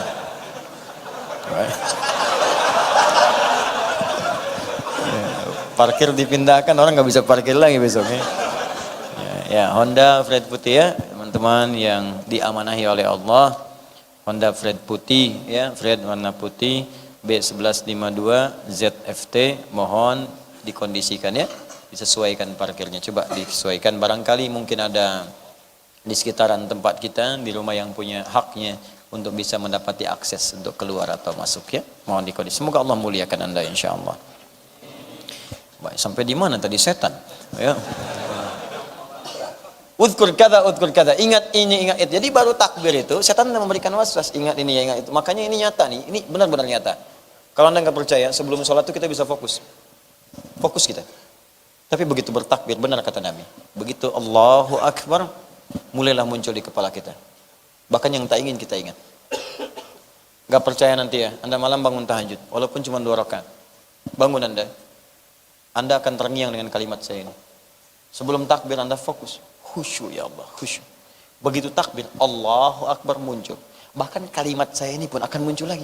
Ingat ya, kata Ustadz Adi, begitu Anda bertakbir akan muncul, itu setan. Itu bukan saya, setan itu.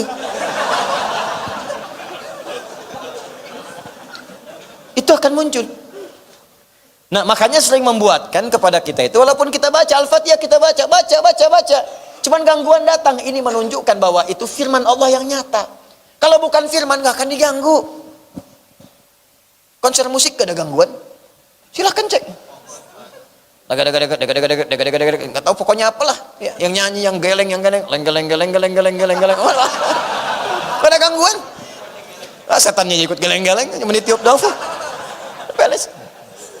Gak ada gangguan, lancek biasa aja gitu. Katanya memang setannya nggak butuh ganggu lagi. Kalau setannya ganggu, setannya bermasalah, nggak ada kerjaan dia. Kurang elit setannya. Makanya yang diganggu tuh yang orang sholat, yang baca Quran. Ini menunjukkan itu nyata firman Allah. Kalau bukan firman Allah nggak akan diganggu. Kalau itu bukan mukjizat nggak akan diganggu. Ini menunjukkan agama kita itu benar. Risalah yang dibawa Nabi Muhammad itu nyata, benar. Kita sekarang sedang beragama dengan benar. Jadi jangan keluar. Tapi karena cinta, meninggal habis tuh cinta. Habis. Yang kita cintai yang hak.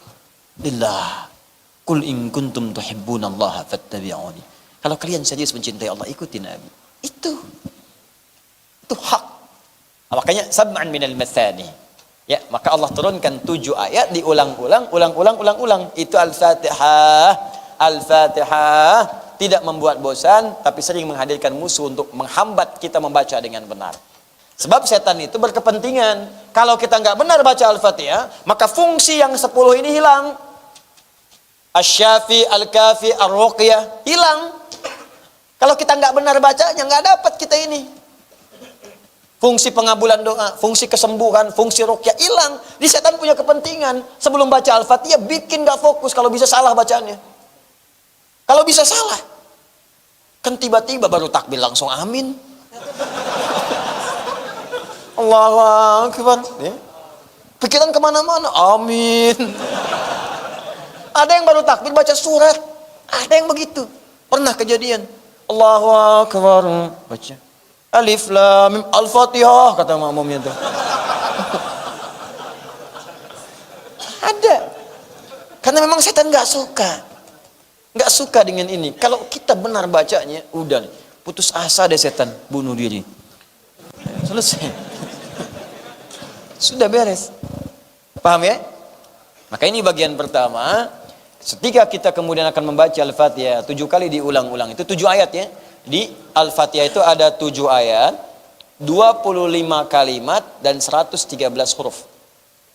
Al-Fatihah 7 ayat, 25 kalimat dan 113 huruf. Kalau mau dihitung silakan aja. Ya, itu. Supaya lebih cepat. Nanti di sini dibaca nih, ya, baca di paragraf yang terakhir atau saya bacakan. Saya menghafal ini ya, coba pelan-pelan, cuma kadang-kadang orang nggak percaya gitu ya.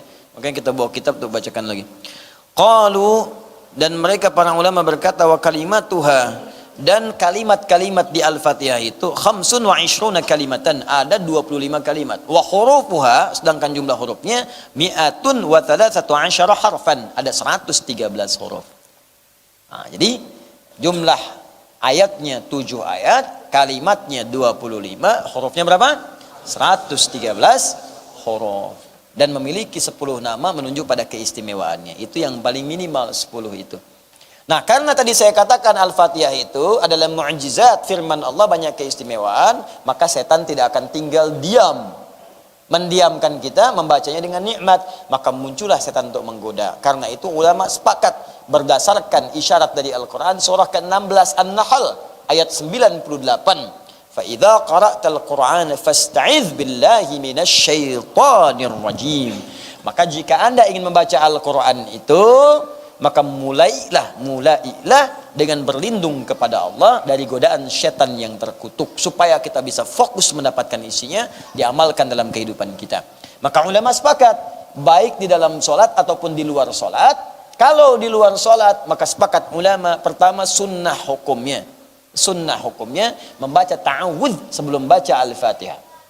Ya, a'udzu billahi minasyaitonir rajim, baru Al-Fatihah.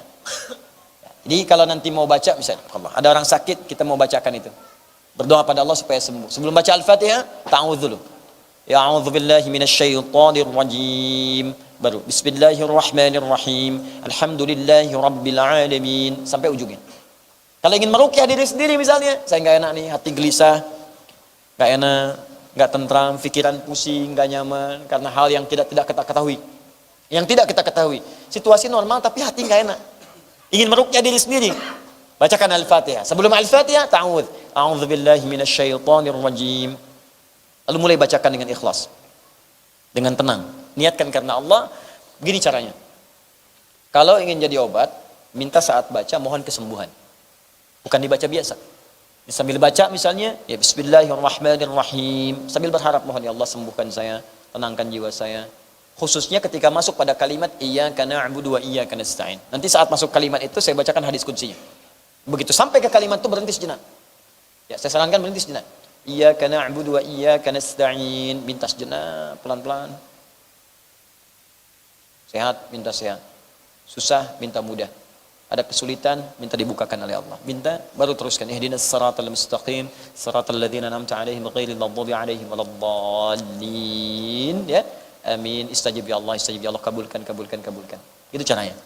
Nanti kalau sudah selesai, kita ajarkan sama-sama. Saya ajarkan bagaimana menjadi syifa, saya ajarkan bagaimana untuk meruqyah ke dalam diri kita sendiri, supaya melahirkan ketenangan. Kadang-kadang nggak mudah dibincangkan, nggak mudah. Bincangnya mudah, mungkin dipraktekannya tidak mudah. Nah ini bagian pertama. Jadi kalau kita ingin baca, ya apapun dari ayat Al-Quran, karena kaidahnya faidza qara'tal Qur'ana fasta'iz billah. Kalau Anda membaca Al-Quran itu, maka awas, berlindung pertama kepada Allah. Ya awas. Di ayat 99-nya awas. Allah katakan setan itu nggak punya kuasa, nggak punya sultan, nggak bisa. Bagi siapa? Bagi orang yang beriman dan bertawakal kepada Allah. Makanya baca Al-Fatihahnya pakai iman, yakin. Kalau mau sembuh, yakin sembuh. Bilillah, karena Allah akan menyembuhkan. Bukan karena Al-Fatihahnya, Allah pasti sembuhkan. Allah yang berjanji, pasti Allah menepati. Kalau manusia, kau yang berjanji, kau yang mengingkari. Allah tidak. Allah berjanji, Allah menepati. Innallaha la yukhliful mi'ad. Karena Allah tidak mungkin mengingkari janjinya. Quran surah 3 ayat 9. Paham ya? Begitu dibaca, akan baca dengan iman dan tawakal pada Allah. Syaratnya di ayat 99-nya. Ya, lilladzina amanu, bagi orang beriman, wa ala rabbihim yatawakkalun, dan bertawakal kepada Allah. Tawakal lillah, Allah pasti sembuhkan. Baca. Gitu caranya. Bukan cuma dibaca. Al-Fatihah. Amin, selesai. Bacaannya dapat pahala, tapi fungsinya belum tentu. A'udzubillahi minasyaitonir rajim. Bismillahirrahmanirrahim. Alhamdulillahirabbil alamin. Minta. Yakin dengan Allah. Sembuhkan ya Allah. Sembuh. Ya. Jadi pertama, berlindung kepada Allah dulu dari godaan syaitan. Sedangkan dalam solat, sebelum baca Al-Fatihah itu, khusus di rakaat yang pertama, maka ulama terbagi pada dua pendapat. Yang satu mewajibkannya, wajib baca. Yang kedua menghukumi sunnah baca. Iqtidaan bi Rasulillah sallallahu alaihi wasallam, mencontoh Nabi sallallahu alaihi wasallam ketika kemudian akan baca Al-Fatihah dalam solat, di rakaat yang pertama membaca ta'awudz terlebih dahulu, silent bacanya. Jadi nggak dijaharkan. Nggak bisa Ustaz, ini setannya begitu kuat menggoda saya pengen jahar aja, nggak bisa. Tetap mau setannya kuat, mau lemah, bintang 3 nggak ada bintang pada setannya, tetap dibacakan sir. Ya, dia berikan waswas yang lembut, kita turunkan, habiskan waswasnya dengan bacaan ta'awudz. A'udzubillahi minasyaitonir rajim. Bismillahirrahmanirrahim. Nah, setelah ta'awudz, jadi sir dulu ta'awudz, baru bacakan bismillah. Ada? Nah, jadi dalam Al-Fatihah, rakaat pertama dalam salat, itu jangan lupa bacakan ta'awudznya sebelum Al-Fatihahnya. Jelas ya? Baik, sebagian ulama menghukumi sunnah itu artinya kalau dibacakan mendapat pahala. Sebagian menghukumi wajib, karena iqtidaan bi sunnatin Nabi. Nabi memberikan contoh sunnah. Ya, sedangkan Nabi itu diikuti sifatnya, maka baca ta'awudznya baru Al-Fatihahnya. Kalau wajib berarti kalau nggak dibaca, batal kita salatnya. Kalau wajib. Tapi kalau sunnah tidak membatalkan, tetap sah salatnya karena rukunnya kemudian dimulai dari Al-Fatihahnya. Jelas ya? Rukun bacaan. Ya, takbiratul ihram rukun. Bacaan pertamanya setelah itu Al-Fatihah jadi rukun, iftitah bukan rukun. Ya, Al-Fatihah rukun, dimulai dari basmalah. Tentu yang kuat itu tentunya yang menghukumi sunnahnya. Tapi ta'awudz pun penting dibaca untuk menghadirkan kekhusyuan dan iqtida bi qiraatin Nabi sallallahu alaihi wasallam. Ya, sebagai contoh kita untuk mengikuti bacaan Nabi sallallahu alaihi wasallam. Jelas ya? Jangan lupa bagi imam juga makmum. Ingat, bagi imam juga makmum. Sebelum baca Al-Fatihah, baca dulu ta'awudz, a'udzubillahi minasyaitonir rajim. Dan Nabi itu terbiasa mempraktekkan isi itu. Bukan cuma di sholat. Jadi Nabi itu kalau datang ke setiap tempat, apalagi tempat baru, ya, itu langsung mengkhitab, mengajak bicara tempatnya. Langsung. Bukan seperti kita diajak ngobrol, bukan. Maksudnya ingin memberikan pelajaran penting kepada kita untuk berlindung kepada Allah di setiap tempat. Nabi katakan, Rabbi wa rabbikillah, ya ardun, Rabbi wa rabbikillah. Riwayatnya sahih. Hei bumi, hei tanah, hei tempat ini. Ingat ya, Tuhanku dan Tuhanmu sama adalah Allah subhanahu wa ta'ala. Maka aku berlindung kepada Allah di tempat ini dari setiap pijakan kaki orang jahat yang pernah berpijak di tempat ini. Aku berlindung dari semua keburukan yang terjadi di tempat ini. Aku berlindung dari keburukan orang-orang yang pernah berada di sini dari yang buruk-buruk. Aku berlindung kepada Allah dari segala keburukan yang pernah terjadi di tempat ini. Nah, itu boleh Anda biasakan. Jadi begitu masuk ke kantor baru, bekerja di tempat baru, berdoa dulu. Ya Allah, semua adalah Engkau yang memiliki. Rizki Engkau yang memiliki. Jiwaku pun Engkau yang punyai. Maka aku berlindung kepadamu ya Allah dari semua keburukan yang terjadi di kantor ini. Aku berlindung kepadamu ya Allah dari orang-orang buruk yang mungkin berada di kantor ini. Aku berlindung kepadamu ya Allah dari transaksi-transaksi buruk yang haram yang terjadi di tempat ini.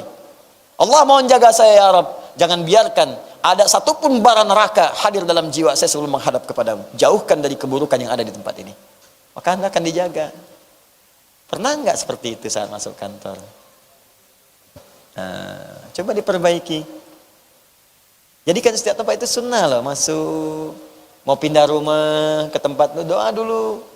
Masuk kampus, doa dulu. Ya Allah, aku berlindung dari semua keburukan yang ada di sini.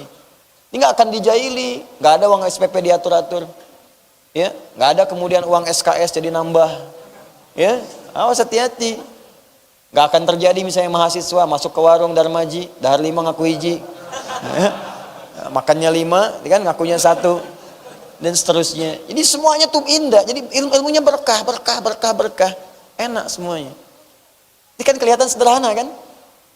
Berlindung itu di setiap tempat. Jenis setan itu banyak. Yang populer 9. Setan rumah, ada. Setan pasar, mall. Setan, jangan dikira di tempat wudhu nggak ada setan. Ada. Walhan namanya. Hati-hati namanya sama. Akhi, saya Yusuf. Kamu siapa? Walhan. Astagfirullah. Setan wudhu tuh. Itu yang bikin kita was-was. Habis wudhu tuh suka nanya. Ini udah wudhu belum ya? Batal nggak ya? Itu walhan namanya. Nggak pakai oh si Walhan. Bukan Walhan. Jadi begitu sudah muncul itu langsung a'udzubillahi minasyaitonirrajim. Allahumma inni a'udzubika ya Allah bi kalimatika tammah min kulli syaitanin. Ya, dari setiap godaan setan. Walhan ya Allah, jauhkan saya dari godaan setan. Terus wudu, kalau sudah yakin sudah jauhkan dari yang ragu. Banyak setan penunggu masjid ada, setan pengganggu orang sholat ada, khinzib pengganggu orang sholat. Gangguin orang salat tuh dari mulai takbir tadi yang disebutkan Nabi, khinzib tuh. Hatta la yash'urul musalli kam raka'atan yusalli. Sampai orang salat ada yang enggak sadar berapa rakaat sedang menunaikan salatnya, ada. Enggak percaya terjadi, mungkin Anda sendiri pelakunya. Ada yang kena begitu sedang salat enggak sadar ini berapa rakaatnya. Bayangkan subuh yang cuma 2 bisa 3. Bisa 3. Begitu itu khinzib tuh. Kalau di masjid nambah, bukan cuma godain orang sholat. Yang pertama dikoda DKM masjid. Hati-hati ketua DKM itu. DKM. Sebab kalau jamaahnya digoda, hilang 1 datang yang lain. Bisa jadi hilang 1 tumbuh 1000, bisa jadi. Tapi kalau DKM yang digoda pecah di dalamnya, masjidnya pecah, semua orang malas datang. Ngapain ke sana? DKM-nya aja ribut. Gak nyaman, gak nyaman tuh. Padahal semua tersedia dengan baik. Datang ada, snacknya ada, bukaan bagus, tempat nyaman, mau nginep juga bisa, ya toiletnya bagus, wudunya enak, datang dikasih snack, ustaz datang sendiri, nerangin sendiri, nulis sendiri, ngapus sendiri, ya semua ada. Tapi karena yang mengelolanya itu kemudian tidak baik atau terpecah belah, orang malas sudahlah itu. Dan tersebarlah keburukan-keburukan itu, satu bicara yang lain, gak usah datang ke situ tuh, saya jangan nyaman di situ, banyak semuanya nyebar. Itu khinzib namanya. Setan rumah, dasim, ada. Berlindung, masuk rumah tuh berlindung, jangan dikira nggak ada setan. Dan yang paling bahaya di hadisnya, ketika Anda masuk ke situ, tidak berlindung kepada Allah, maka setan satu berkata pada yang lain. Setan satu berkata pada yang lain. Artinya, dari tempat Anda pergi itu mungkin ke mall, setannya bisa ikut. Ibu yang di bawah, Bu. Ya Ustaz. Hati-hati. Ibu pergi ke mall, jangan dikira pulang ke rumah nggak ikut setan. Bisa ikut, Bu. Kalau nggak berlindung kepada Allah, ngikut sampai rumah. Itu yang membuat ibu sering kepikiran. Sampai sebelum tidur masih diungkit depan suami. Papa, tahu nggak tadi mama? Waktu sama ibu-ibu itu Pak ya, jalan ke situ tasnya bagus banget Pak. Cuman nggak sempat beli. Mama, tas itu tidak penting. Yang penting, apa yang mama miliki sekarang bisa membawa kita ke surga. Catat. Iya Pak ya, betul mama salah Pak. Ya mudah-mudahan tas ini pun walau sudah 10 tahun bisa membawa kita ke surga ya Pak. Iya mah. Tapi Pak, yang tadi itu memang bagus banget deh Pak. Ada lagi. Itu setan mal ikut ke rumah. Terus duet lagi sama Dasim setan rumah. Apa tugasnya Dasim setan rumah? Memecah belah kehidupan rumah tangga. Quran surah 2 ayat 102, yufarniquna bihi bainal mar'i wa zawji. Memecah belah suami istri. Gara-gara tas di mall bisa pecah tuh hubungan. Gak saling sapa semalaman. Anda bayangkan. Mama ini gimana sih? Dari tadi kan Papa bilang mending ke surga. Papa gimana sih? Oh, rame. Sampai subuh tuh. Anda bayangkan. Maka berlindung kepada Allah. Ada caranya masing-masing, ada caranya. Kalau setan rumah, salam. Assalamualaikum. Biasakan ya masuk rumah, masuk kamar tuh. Ya kalau kamar-kamar banyak biasakan masuk Assalamualaikum. Assalamualaikum warahmatullahi. Buka aja. Rapikan, kasih moratal biar teduh. Si moratal. Kalau bisa sekarang desain rumahnya, ada sound misalnya, sound yang intinya, terus kemudian cabangkan itu ya ke setiap ruangan-ruangan. Di atasnya ada speaker itu indah tuh. Kalau nggak percaya silahkan Anda coba. Nanti akan ada perubahan. Enak. Jadi tenang, masuk ruangan manapun ada tenang. Ya, kalau belum ada speaker itu, beli aja speaker aktif simpan di setiap ruangan. Jadi begitu Anda masuk, dia muter aja 24 jam. 24 jam. Itu rasanya indah ke jiwa. Saya tuh pernah pulang tuh, dakwah malam-malam. Tengah malam saya pulang. Begitu saya masuk, hari itu saya belum baca Quran. Terus masuk ke situ, speaker itu berputar. Pas masuk ke satu surat. Saya diam sejenak, saya teteskan air mata tuh. Saya tunjuk. Saya lihat istri saya, anak saya sudah tidur. Saya bayangkan, saya bisa ikut kalian gak ke surga gitu kan. Khawatir kita itu kumpul di dunia tapi di akhirat terpisah. Pertama saya tunjuk speaker ini. Kamu dihisab juga enggak. Makhluk tiap hari 24 jam bisa baca Quran. Saya yang dihisab belum baca. Bil wudu kita, bil mushaf baca. Salat kita baca. Nikmat. Sampai menjelang subuh kita istighfar. Ingat dosa. Kamu speaker nggak dihisab, bisa baca. Saya yang dihisab kenapa nggak baca? Jadi ada suasana itu gitu di malam hari itu. Ada ketenangan dalam jiwa kita. Sesekali iseng antum matiin. Ada yang gelisah dalam jiwa. Ya, masuk bacakan. Assalamualaikum. Saya biasanya mengajarkan pada anak-anak juga sejak dia usia 3 tahun bisa bicara, sudah mulai rajin, sudah mulai lucu. Saya kasih tahu. Anak saya yang besar sekarang 6 tahun dia. Ya. Kakak nih masuk ruangan, ucapkan Assalamualaikum ya. Kalau enggak nanti ada setan, namanya Dasim, bisa mengganggu kakak nanti. Oh dia, siapa ya? Ya namanya siapa? Dasim. Masuk dia ruangan. Masuk di ruangan langsung dibuka sama dia. Assalamualaikum Dasim. Sebut namanya langsung. Biar enggak tertukar. Nah, selesai lah itu. Nah itulah ya. Jadi diucapkan apa? A'udzubillahi minasyaitonir rajim ya. Saat berjumpa dengan istri, ta'awudz, minta perlindungan, ada doanya. Ya, ajak anak ke ruangan, baca ta'awudz dan seterusnya. Berlindung. Masuk ke mall berlindung kepada Allah. Dari setan-setan yang mungkin bisa menggoda, mengarahkan pada yang buruk. Kan kita nggak tahu mana yang kelihatannya madu padahal ada racunnya. Mana yang kelihatannya haram, itu kan dibungkus dengan yang halal. Mana yang kelihatannya halal betul tapi ternyata dari hasil pekerjaan yang haram. Orang haram, dia punya pekerjaan besar, hartanya banyak, bikin mall, tapi hasilnya dicurian. Haram kan? Kalau Anda nggak berlindung, Anda nggak akan tahu masuk tempat itu halal apa haram. Masuk ke mall, ternyata itu hasil gusuran fakir miskin. Tanahnya digusur, bikin mall di situ. Banyak fakir miskin menangis karena terambil haknya di situ. Kalau Anda benar-benar peka, berlindung pada Allah. Begitu berlindung, hati Anda akan digerakkan. Jangan masuk yang ini, yang sana saja. Masuknya nggak enak, tiba-tiba pindah. Atau dibikin kejadian. Begitu masuk penuh, Anda pindah. Begitu masuk barang yang dicari nggak ada. Padahal kemarin ada, tiba-tiba nggak ada. Bisa jadi begitu. Allah arahkan pada yang baik. Itu nggak kasat mata gitu, John. Ya. Kalau kasat mata kelihatan, tapi kalau nggak nampak susah. Ini kelihatannya sederhana teman-teman, tapi keberkahannya tinggi. Tinggi sekali. Nanti antum akan rasakan lah kalau sudah menikmati ayat-ayat itu. Jadi kalau Al-Qurannya sudah ada di dalam jiwa kita. Quran hadir dalam jiwa kita, itu kenikmatannya nggak bisa diganti dengan apapun. Nikmat. Nah, setelah berlindung itu, masuklah ke dalam setiap huruf tadi, 113 huruf, satu persatu kita kaji. Kenapa pakai ba? Kenapa pakai ismun? Kenapa menggunakan Allah? Kenapa Rahman? Kenapa Rahim? Kenapa ada alif lamnya? Apa maksudnya? Anda baru bisa Bismillahirrahmanirrahim 19 huruf. Demi Allah saya katakan, akan terjadi perubahan dalam kehidupan Anda. Sekarang pertanyaannya, di huruf pertama dalam kalimat Bismillahirrahmanirrahim, apakah makna dibalik ayat pertama ini, khususnya huruf ba yang terletak pada kalimat Bismillahirrahmanirrahim? Itulah yang akan kita bahas di pertemuan berikutnya di pekan depan, ya, insyaallah. Nah, itu isinya nanti pekan depan kita bahas. Minimal kita sudah dapatkan dulu, jangan banyak-banyak, kita praktekkan dulu. Mau wudu, ta'awudz dulu. Mau sholat, ta'awudz. A'udzubillahi minasyaitonirrajim. Kadang-kadang ada yang baca Al-Falaq An-Nas, boleh, nggak apa-apa. Ya. Masuk rumah, ta'awudz dulu. Baik. Saya hendak umumkan beberapa maklumat pengumuman. Yang pertama, insyaallah ta'lim kita hari Sabtu dan Ahad nanti akan berlangsung di Bandung. Ya, teman-teman yang ada di Bandung atau pemirsa dimanapun Anda berada yang berada dekat di Bandung, insyaallah.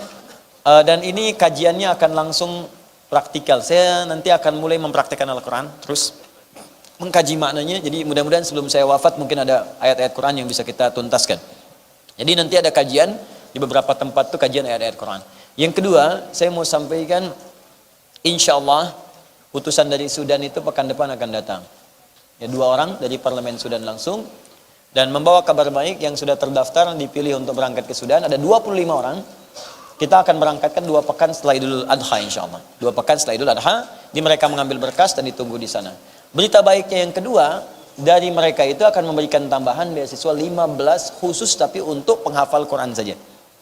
Ya, penghafal Quran. Kita bikin MOU di sana. Ya, kita akan bikin MOU dan insyaallah akan dibuat di sini cabang dari kampus Sudan khusus untuk penghafal Quran. Ya, di sini, ya. Tambahan dengan Al-Azhar. Nanti saya mungkin di bulan depan atau setelahnya akan ke Sudan. Ya, di sana akan memberikan ceramah plus ada anugerah Dr. Honoris Causa yang diberikan kepada kami dari Sudan. Ya, nanti insyaallah di situ nanti akan diberikan MOU, dibuat MOU untuk kerjasama pembangunan Universitas Al-Quran baik di Indonesia ataupun nanti kita yang mengirimkan siswa ke Sudan ke sana. Yang ketiga, insyaallah bagi yang telah mendaftar seleksi da'i yang 10 orang itu sudah langsung terseleksi, berkasnya sudah dikirim kemudian ke Kairo kedutaan.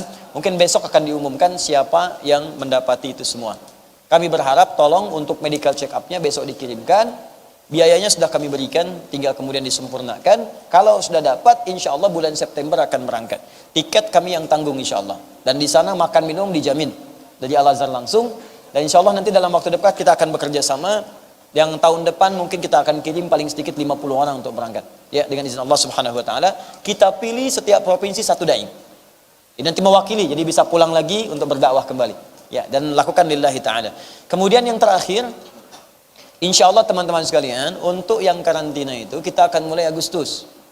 Ya, untuk yang di sini, TFT-nya yang training for trainers dimulai tanggal 22 Juli. Agustus kita mulai, tempatnya sudah disiapkan, ya, manhajnya sedang disusun. Juga mudah-mudahan kita ini juga ada saudara-saudari kita yang datang. Saya lihat ada yang dari Makassar, Sulawesi, ada yang dari Wajo, dari Goa, dari beberapa tempat, dari Lampung. Itu juga berniat baik untuk bisa menyemarakan At-Taisir, bekerja sama, sangat terbuka, silakan. Tidak ada masalah. Bahkan di Lampung nanti awal Agustus kita akan launching At-Taisir untuk di Lampung. Jadi nanti tidak usah jauh-jauh ke Bekasi. Sistemnya kita install di Lampung. Di Lampung nanti bisa belajar. Dan cita-cita kita dalam setahun paling minimal ada 100.000 penghafal Quran baru di Indonesia ini. Ya, paling sedikit. Dan saya tidak tahu ini pilihan Anda, apakah Anda menjadi bagian dari itu atau tidak. Ya, saya kira itu nanti yang disampaikan. Dan ya, saya lupa tambahan pekan depan itu insyaallah akan dimulai dan disampaikan informasi untuk seleksi kelas PKU namanya, pendidikan kader ulama. Saya akan seleksi dengan syarat tertentu, hanya 20 orang saja se-Indonesia akan belajar dengan saya langsung. Dan saya bimbing langsung di sini selama setahun. Setelah itu kami sekolahkan keluar seperti teman-teman yang sebelumnya. Ya, angkatan kemarin tuh ada, ya dikumpulkan juga, total ada 50 orang sekarang yang belajar. Ada di Turki, di Sudan, di Al-Azhar, di Madinah. Nanti kita akan seleksi, ada syarat-syaratnya, ada usianya, ada macam-macamnya.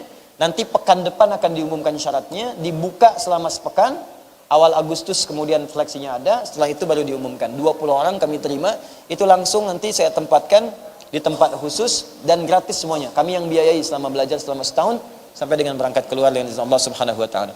Ya, insya Allah nanti ditunggu saja waktunya, mudah-mudahan ada manfaat. Dan saya tidak minta apapun ya, saya hanya tolong doakan supaya Allah mengampuni dosa-dosa saya. Ya itu saja. Dan bagi saya tidak ada masalah kalau antum bisa share apapun, ayo kita share. Ya, kalau ada yang kurang berkenan saya minta maaf karena saya juga manusia, pasti ada salahnya juga. Ya, silahkan datang aja ke saya cerita, ada salah saya apa, kalau saya perlu cium tangan, saya cium tangan, saya minta maaf ya. Itu yang harus dilakukan. Tapi kalau antum tak cerita, saya tak tahu apa kelemahan saya yang bisa saya perbaiki. Saya kira itu, terima kasih pada teman-teman semuanya. Semoga Allah muliakan kita dan menerima taubat kita dan doa-doa kita. Allahumma taqabbal minna innaka antas sami'ul alim. وتب علينا إنك أنت التواب الرحيم اللهم علمنا ما ينفعنا ووفقنا فيما تعلمنا لنعمل بها يا أرحم الراحمين اللهم تبنا يا الله إليك يا أرحم الراحمين توفنا مسلمين وألحقنا بالصالحين مع الذين أنعمت عليهم من النبيين والصديقين والشهداء والصالحين وحسن أولئك رفيقا اللهم بارك لنا ببركة الفاتحة اللهم بارك لنا ببركة الفاتحة اللهم بارك لنا ببركة الفاتحة بقولك بسم الله الرحمن الرحيم الحمد لله رب العالمين الرحمن الرحيم مالك يوم الدين إياك نعبد وإياك نستعين اهدنا الصراط المستقيم صراط الذين أنعمت عليهم غير المغضوب عليهم ولا الضالين اللهم ربنا آتنا في الدنيا حسنة في الآخرة حسنة وقنا عذاب النار بفضلك سبحان ربك رب العزة عما يصفون وسلام على المرسلين وآخر دعوانا أن الحمد لله رب العالمين سبحانك اللهم وبحمدك أشهد أن لا إله إلا أنت أستغفرك وأتوب إليك السلام عليكم ورحمة الله وبركاته